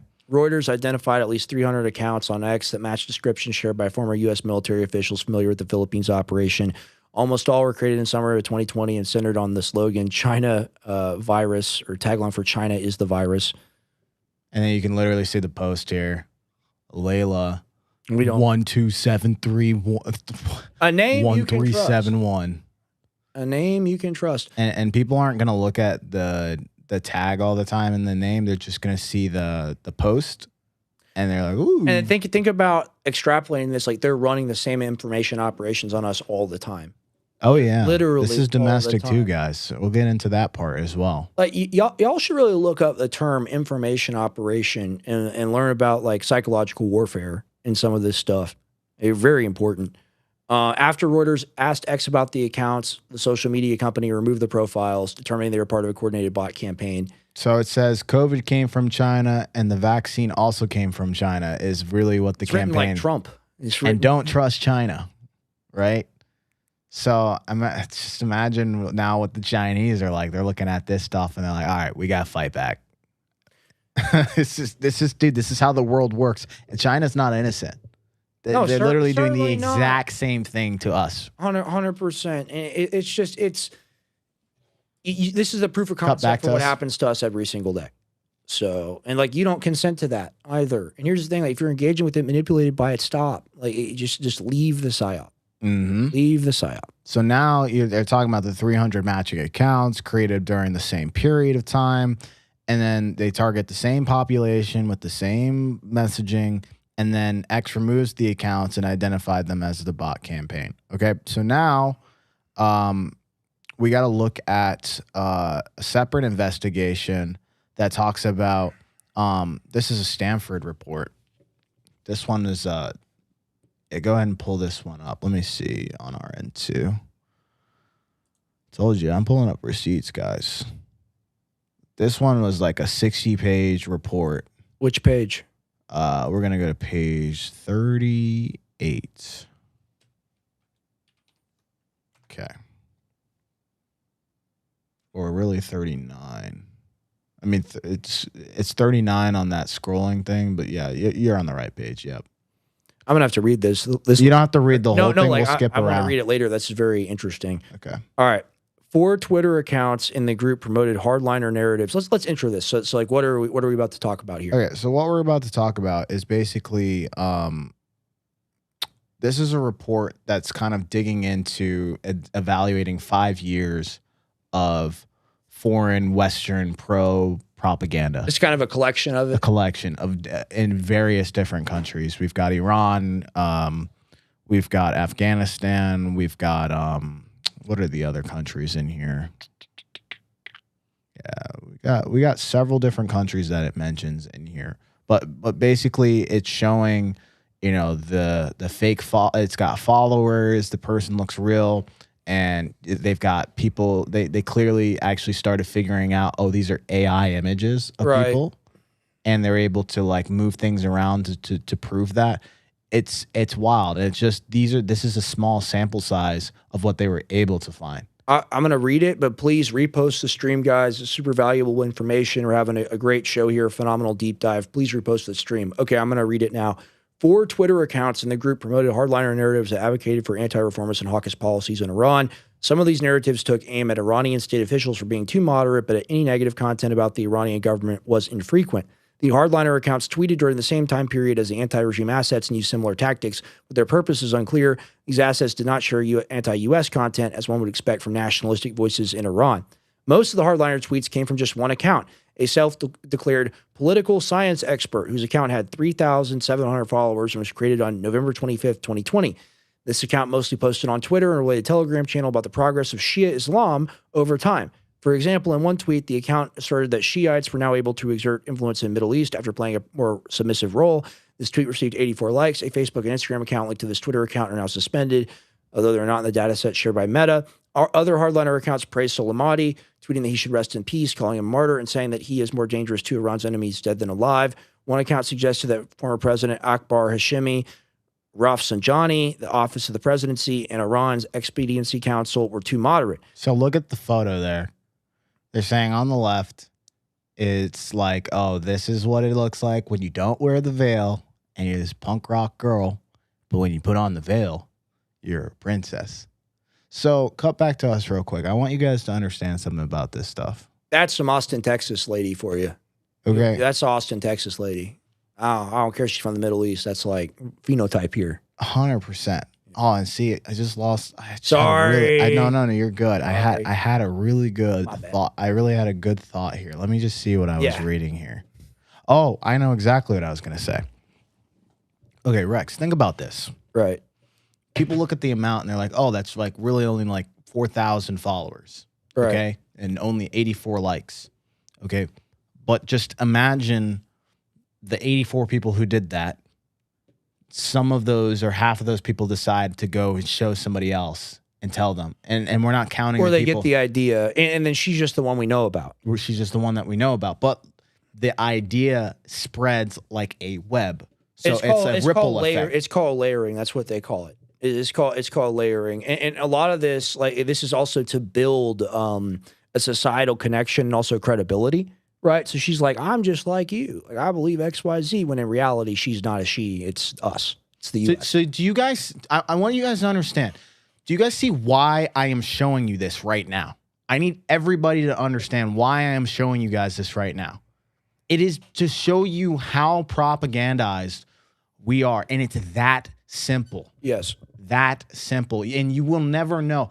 There's so many people out there that claim that they're experts. This Iranian account saying, I'm some expert and I know exactly what is about these situations and you should believe me. And that gives these other people who don't spend time doing deep dives and research the ability to just be like, well, you just trust me, bros. Like I read it somewhere.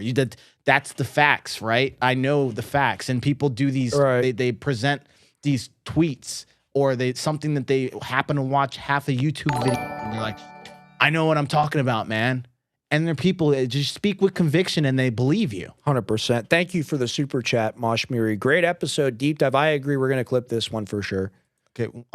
There's also one other super chat that we forgot to read up above. 8 scariest words in the world were from the government. We're here to help. That's a Ronald Reagan quote.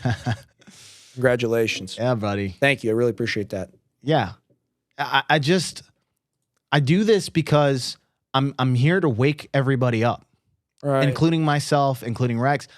It's just, we got to move away from all of the ticky-tacky arguments because more often than not, they're not original ideas. Literally the government. And the government needs to make people fight so we don't all agree that we actually need a solution. And Rex, it's not even just our government. It's everybody's government. I know, man. It's Russia. It's China. Iran's got their own set of propaganda. You got Israel that's out here. And all of this stuff is easier than ever because all you need to do is do this. Just type on your little keyboard and do it from, and no one would know where that came from. That's how simple this equation is. So, okay, we're going to look at this equation here. Scroll down. We'll look at this picture. Okay, this is literally like how convincing. This is why I'm scared of AI. This is the part that I'm very scared about. This is a fake person. Not real. Yep, not real. It's a pretty convincing photo. Very convincing photo. Especially if you're like little faded, low resolution. And they're showing you like they took a guy's face or whatever and they like made a montage. So it says on the left, the fake persona likely used artificial intelligence techniques such as GAN to create profile photo. Oh my God, I just had an epiphany. I didn't even cover this in the deep dive. What are you thinking about? Okay, Rex, you know this too. Sure. The military has so many pieces of technology. Cut back to us. The military has so many pieces of technology that they have already invented before it came out to public. Absolutely. Okay? GPS was revolutionary to us, but the military has been using it forever. AI is a technology that the military had already been using well before. They're already light years. So by the time we get the Chat GPT and figure this out, we have been interacting with different AI entities and different things and bot accounts and things that we didn't know existed. And so for the time for you to catch up to your brain that this happened or for me to even cover something like this to where I even realized the damage is already done. That's the equation here, guys. Very true. It's insane. Okay. So now we talk about this other thing where it's now no longer just overseas. It's here in our own backyard, guys. So during 2020 election, you had the Election Integrity Partnership that brought together Stanford and the University of Washington and this like Atlantic Council. And so basically roughly 120 people tracked election claims and shared posts with social media platforms. And the partnership noted that the federal agencies had limited authority over domestic election misinformation.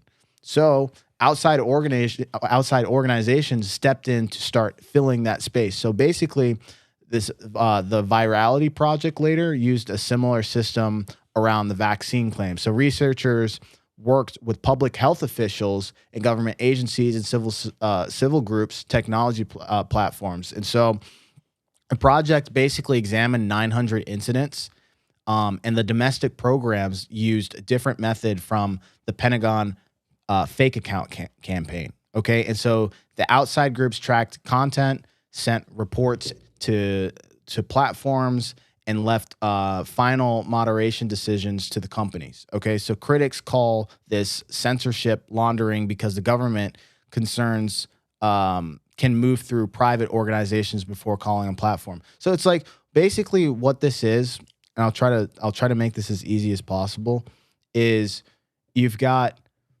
like we're talking about, where you see all of these elections and things happening overseas and like us meddling. The same equation is here. in which it's now like you talk about the NGOs, but then the ones, clearly the ones like AIPAC and those. We talk about the lobbying, but we just don't talk about the other part of the equation here. Okay? So let's go ahead and let's play the Mike Benson, Tucker Carlson network. He talks about, go to 3:30, I believe, on there. I'm in a great mood. I'm tired as hell. I was live doing the Alex Jones show earlier. Oh today. yeah, I'm loving the deep dive. He was already live. Tim is in control today. I'm just learning here. So, basically, he kind of explains a little bit about the truth about these NGOs and their control over the politics. Go ahead and run that clip. And again, love Mike Benz.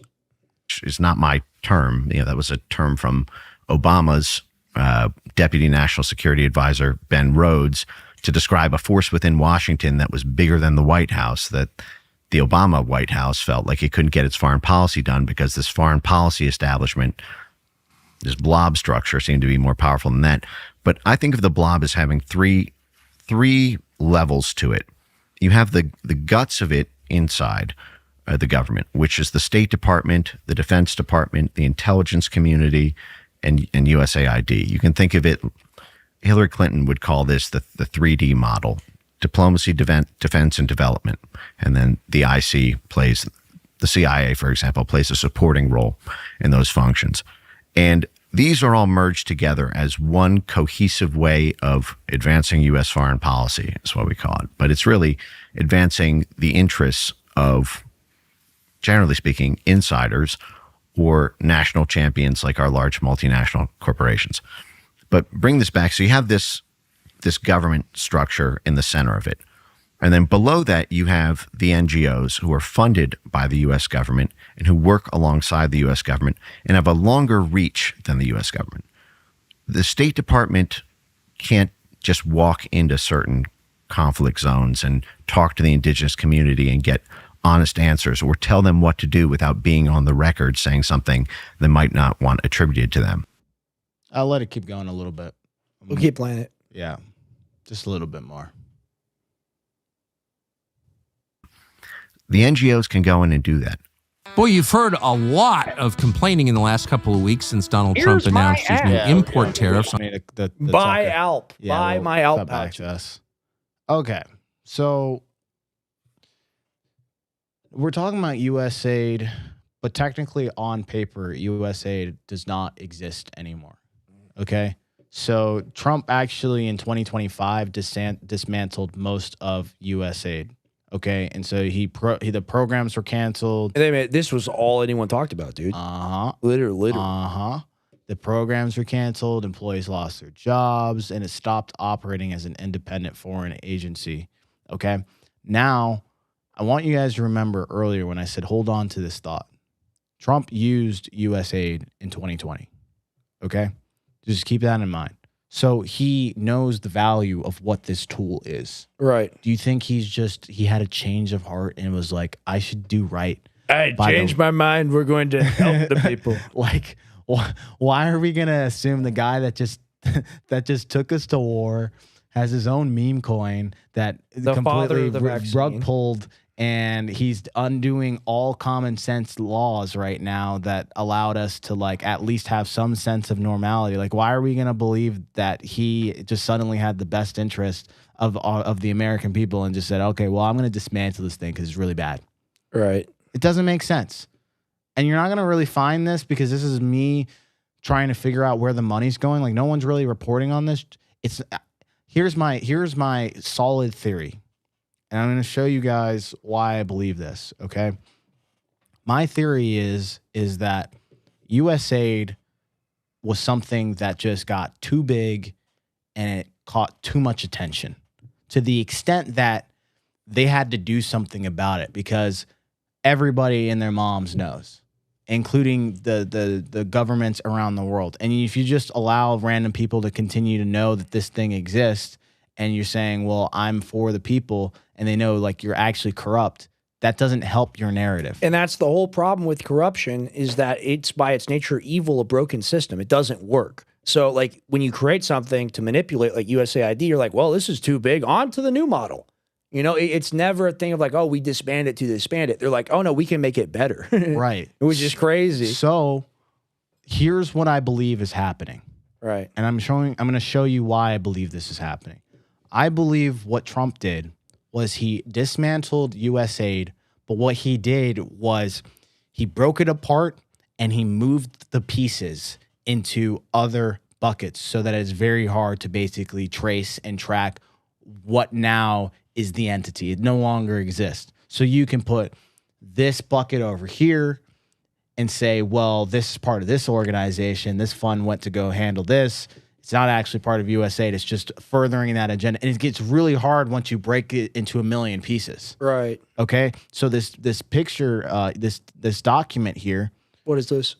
This is the Foreign Assistance Oversight Project announcement. Okay. This is literally from the government itself. Okay. You want me to read it? Essentially, yeah, we can go ahead and read it. So it's basically a evaluation of the Department of State and Administration Foreign Assistance Programs. So it's basically saying like where the money's going. You can read that little middle line. Okay. The department is responsible for administering select USAID functions, including continuing foreign assistance programs and associated awards transferred to the department in July 2025. According to recently released figures, 951 awards with an estimated cost of nearly $75 billion. Billion. With a B, to be distributed among 14 department bureaus, some of which have not previously implemented foreign assistance programs and others which were created during the department's recent reorganization. Come back to us. What does that in English mean, Tim? Come back to us. On a simple level. How do you break that down? Okay. So there's a department that is responsible that allows USAID to function. You have to have a budget that says, okay, this money is getting allocated to this organization. Okay, so it's dismantled, but now there's still money. The money is still going somewhere, and that's what it's saying is we still awarded a budget that has 951 awards, which is basically this is the slush fund of $75 billion that is across all of the 951 awards where people applied for some weird grant or something like that. And now they've distributed it to 14 departments. This is the taking the piece, moving it over here. Houdini, gone, disappeared, trick. Billions and billions of dollars. Can you believe it? Okay, and so the part, Wes, pull it up again. The part you need to look at, and that it's just kind of like in there, sauced. But Vietnam, Tim, is very popular. Very popular. It's the most popular country.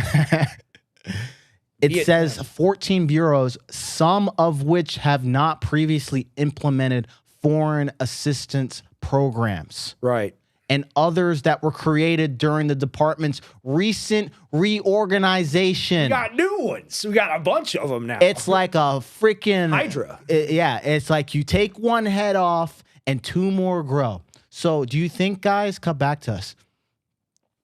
Do you think that we're just gonna call it USAID? Of course not. Now it's like some freedom fighters. Freedom fighters saving our children. The Triple F, the freedom fighters. Right? Yeah. But that money is still coming from the same place, the same organization that decides, hey, we've got a budget here. We got $75 billion for you. Where do we put it, sir?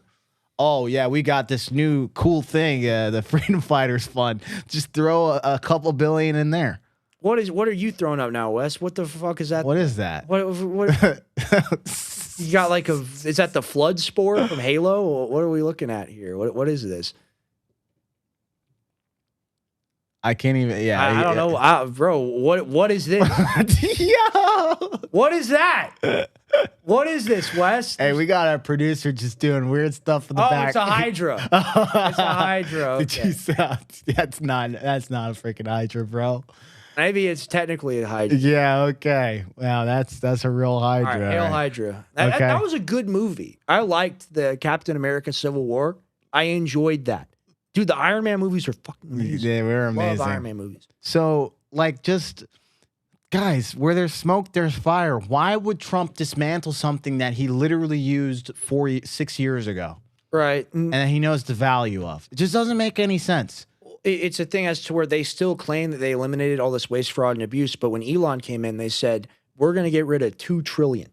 That was the initial number. And then we saw it fall to $800 billion, 200 billion, and then all the way down into the floor. And that's because he actually went to the Treasury. He actually went to the Pentagon. He found out about the magic money computers.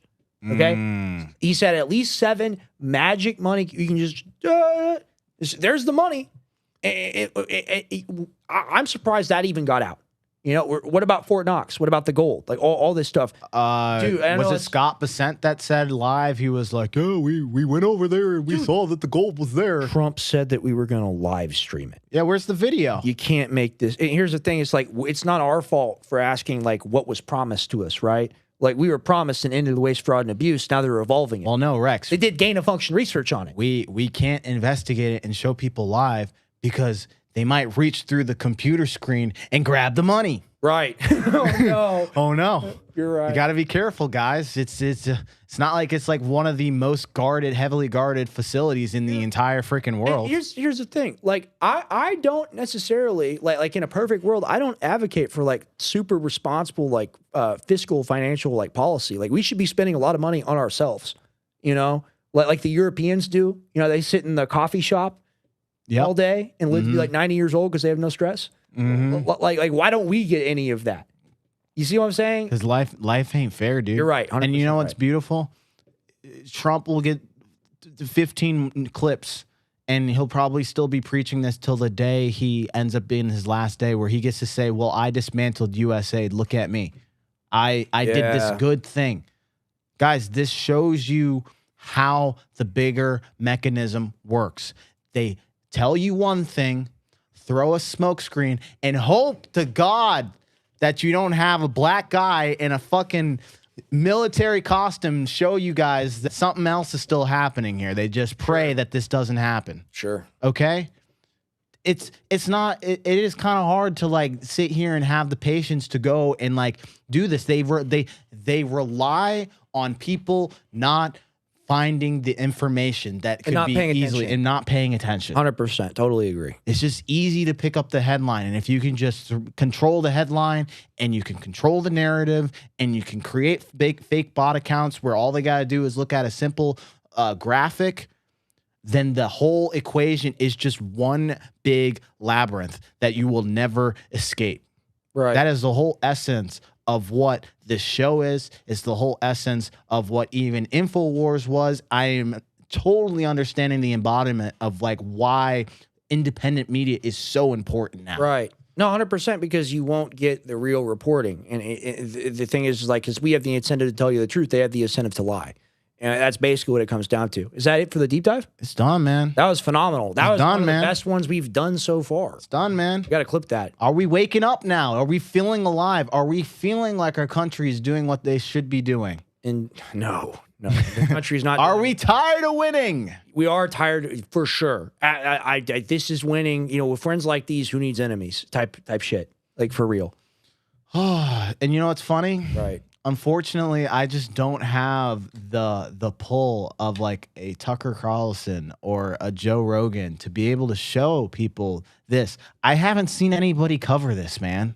But this little document right here. One day, bro. One day soon, because we keep on doing great work. More people are going to show up and listen and pay attention. And like the journey is the destination. That's what we're doing right now. That's why it's so special to have all of you guys on with us at Gray Area. And that's why we ask you to follow us on Rumble, on X, like you can find in my profile. Tim is linked. Go follow Truism Tim. Doing phenomenal works, phenomenal deep dives. I didn't know a lot of this information. Now I do. Knowledge is power. Information is power. We literally cannot do what we do without your help and your support. And all that we ask you to do is subscribe, follow, and then share it with your friends, share it with your family. We'll clip this deep dive and we'll put this out and then send it to people. They need to know what I'm going to do you guys one better. What are we going to do?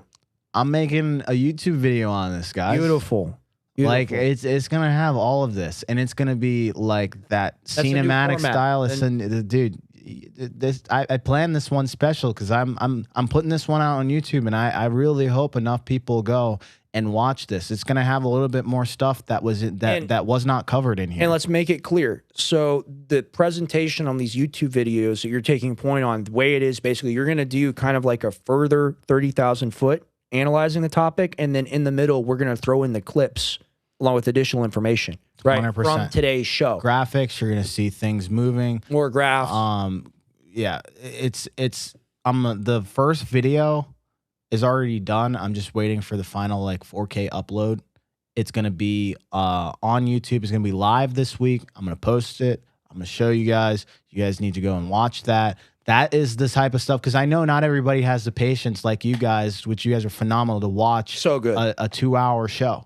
And I was like, I gotta find a way to consolidate this in a way that people are actually gonna want to learn the information, and it's still like you're part of the family. Well, I think that's the whole key. Just like everything we're doing, because like constantly me and Tim, like we're trying to get better at doing a show. I think that the thing that we want to demonstrate to people is that when you're actually trying to learn and develop, and you're trying to present the truth more powerfully and do all these things, you actually level up quite easy, and it becomes like quite fun and a good, honest thing to do. Versus you see all these people in media, they're like stagnant. That's because they don't believe in what they're saying. If they're not evolving, if they're not doing a good job, bare minimum, if they're like sus, they're not. It's because they're serving another interest, and it's not they're not podcasting, broadcasting, doing the news because they want to. It's a job for them to lie. And here's the thing. You can be bought into that and you don't believe it's a lie. That's called the Stockholm Syndrome. I think that's very common with a lot of these media people. But there's also people that are just paid. They're just paid. And if you're paid already, and you're paid to lie by the government, why do you care about an audience supporting you? You're just put in that role. I didn't think I was going to do this today, but I'm going to tell you guys something real for the people who are still paying attention and listening. Okay. I'm not going to go into specifics.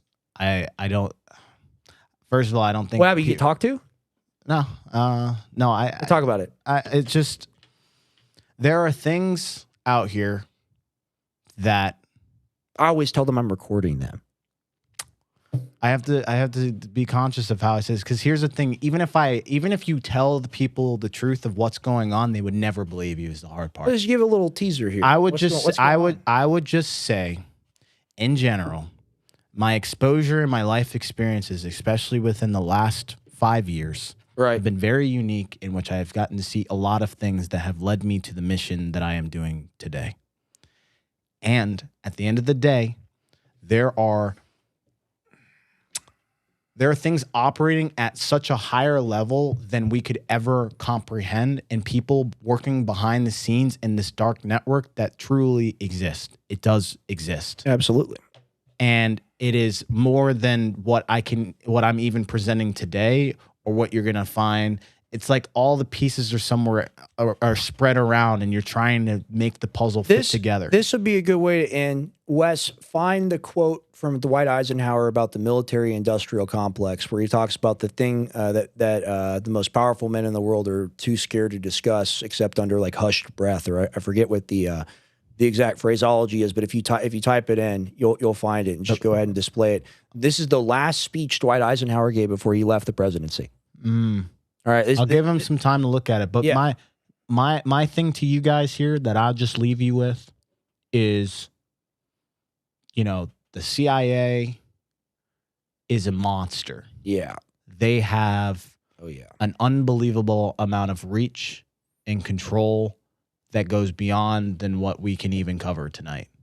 And there's even a whole level on top of that of like things that I have learned that I probably am not allowed to talk about, or it just wouldn't even it wouldn't even make sense to people rationally. Sure. And I understand why, like now I understand why, like I see Andrew Tate go on. He knows certain things that he just can't talk about. Like Elon Musk, imagine the amount of information. Because you don't know, like these people are real. It's not a game. Like there are really dark people out there that do not have the best interest of you and me and the rest of the fucking society in mind. Right. It's a playground for them. And these people do exist. They are the lowest level of creature. It is called antisocial personality disorder. It is called sociopathy, psychopathy, narcissism. It's called the dark triad. All right. And predatory environments select for people like that. And that is the whole nature of the problem. That is literally the whole nature of the problem. And to those people, can you please just stop? Like, do you honestly want everyone to die? It's crazy. Just don't do it anymore. And the other thing I'm going to say is the things that we argue about, the race, the religions, all fake. The thing, all fake. Totally fake. All Fugazi. like it's all program. It's all programming. Yes. It's literally, as long as you are staying in that mindset of just anger and hatred, Crab in the bucket. You are literally doing exactly what they want, because the longer that you stay unconscious, the more they are able to do whatever they're going to do. They are afraid of you being aware of what is happening. 100%. That is what I have to say. I know I was very ambiguous. It's just, I don't know how to describe my life experience, but I know I'm here for a particular reason, and I am super grateful to every single one of you guys. I am grateful for you and the opportunity that we have had to work together and the things that we have done on the network. But I'm not giving up this fight. This is literally something that, like... Let me give you a Dragon Ball Z quote. Life is good, but living in fear is not my idea of living. That's what Android 16 says right before his head gets stomped on. And that's the truth. Here's the thing. There is no life if you support this stuff. It's just called a longer death. Okay? And it's a longer death for everybody. So here's the thing. If you are self-interested, self-absorbed, maybe if you hate people, want to kill people, whatever, do you want yourself to not exist on the planet anymore? Because that is what is going to happen as a direct result of all of this stuff. Okay? You don't get to decide where it stops. This is what really bothers me about everyone that's like lukewarm about specific issues like anti-war stuff, really, is because these conflicts are fomented by the intelligence operations. They make the Americans, us, fight domestically so we don't pay attention. And it literally could just be one day, oh, well, Trump used a tactical nuke, so Putin nuked Ukraine. And then what happens? Let's give him a new distraction. Exactly. And the thing is like you wake up in hell. And we don't want to be there, so we're going to keep covering the news. That was a strong ending. Keep questioning. That was things. good. That's what I would just say. That was good. Thank you. Is that the Nixon quote? Is that? It's Eisenhower. I meant to say. Yeah, here, throw it up really quick. Zoom in. I can't really see that. Hold on. All right, I can read it. A vital element. All right, here we go. Let me find it. Is that it? A vital element to keeping our military establishment. It's not the exact quote that I'm looking for. Yeah, he eventually described it as necessary evil. It's propaganda. We'll find it and do it on the next show. But it's all good. Basically, this has been talked about for a very long time. This is why they killed Kennedy, to round it up. But that was an excellent show. Mm-hmm. So let's wrap it. Thank you guys. All I ask, if you really actually found value from what I had to say in Rex tonight, go ahead and just give us a follow. I mean, I'm sure there's people who are already following. If you're only following us on X, do us an even bigger favor. Go on to YouTube. Rumble. Go on to Rumble. Like, I'm telling you, when the information, dude, we're trying to get to the next level here. 100%. And it starts with your guys' support. We thank you. I spent a lot of time because I care about you guys, and so does this guy. 100%. So we appreciate you guys. Just go ahead and subscribe to all three of the things, and as well, subscribe to me. I'm on X. Yeah, Truism Tim in my profile. In my profile, just go ahead and follow Tim. And then here's the thing. We're doing phenomenal deep dives for you. We're live Tuesday, Thursday, and Sunday. Probably not Tuesday this week because hosting the show and whatnot. But if you want to come here in the morning, it'll be totally cool. But we got a lot more prep for you guys. Thank you for being here. T-Blitz said does Rumble, but no, Rumble pays dookie. All right, we're not even making money. Yeah. We are funding this operation. We're funding the operation. Yes, exactly 100%. Right. Okay. Thank you guys. God bless. Hope you guys have a good night.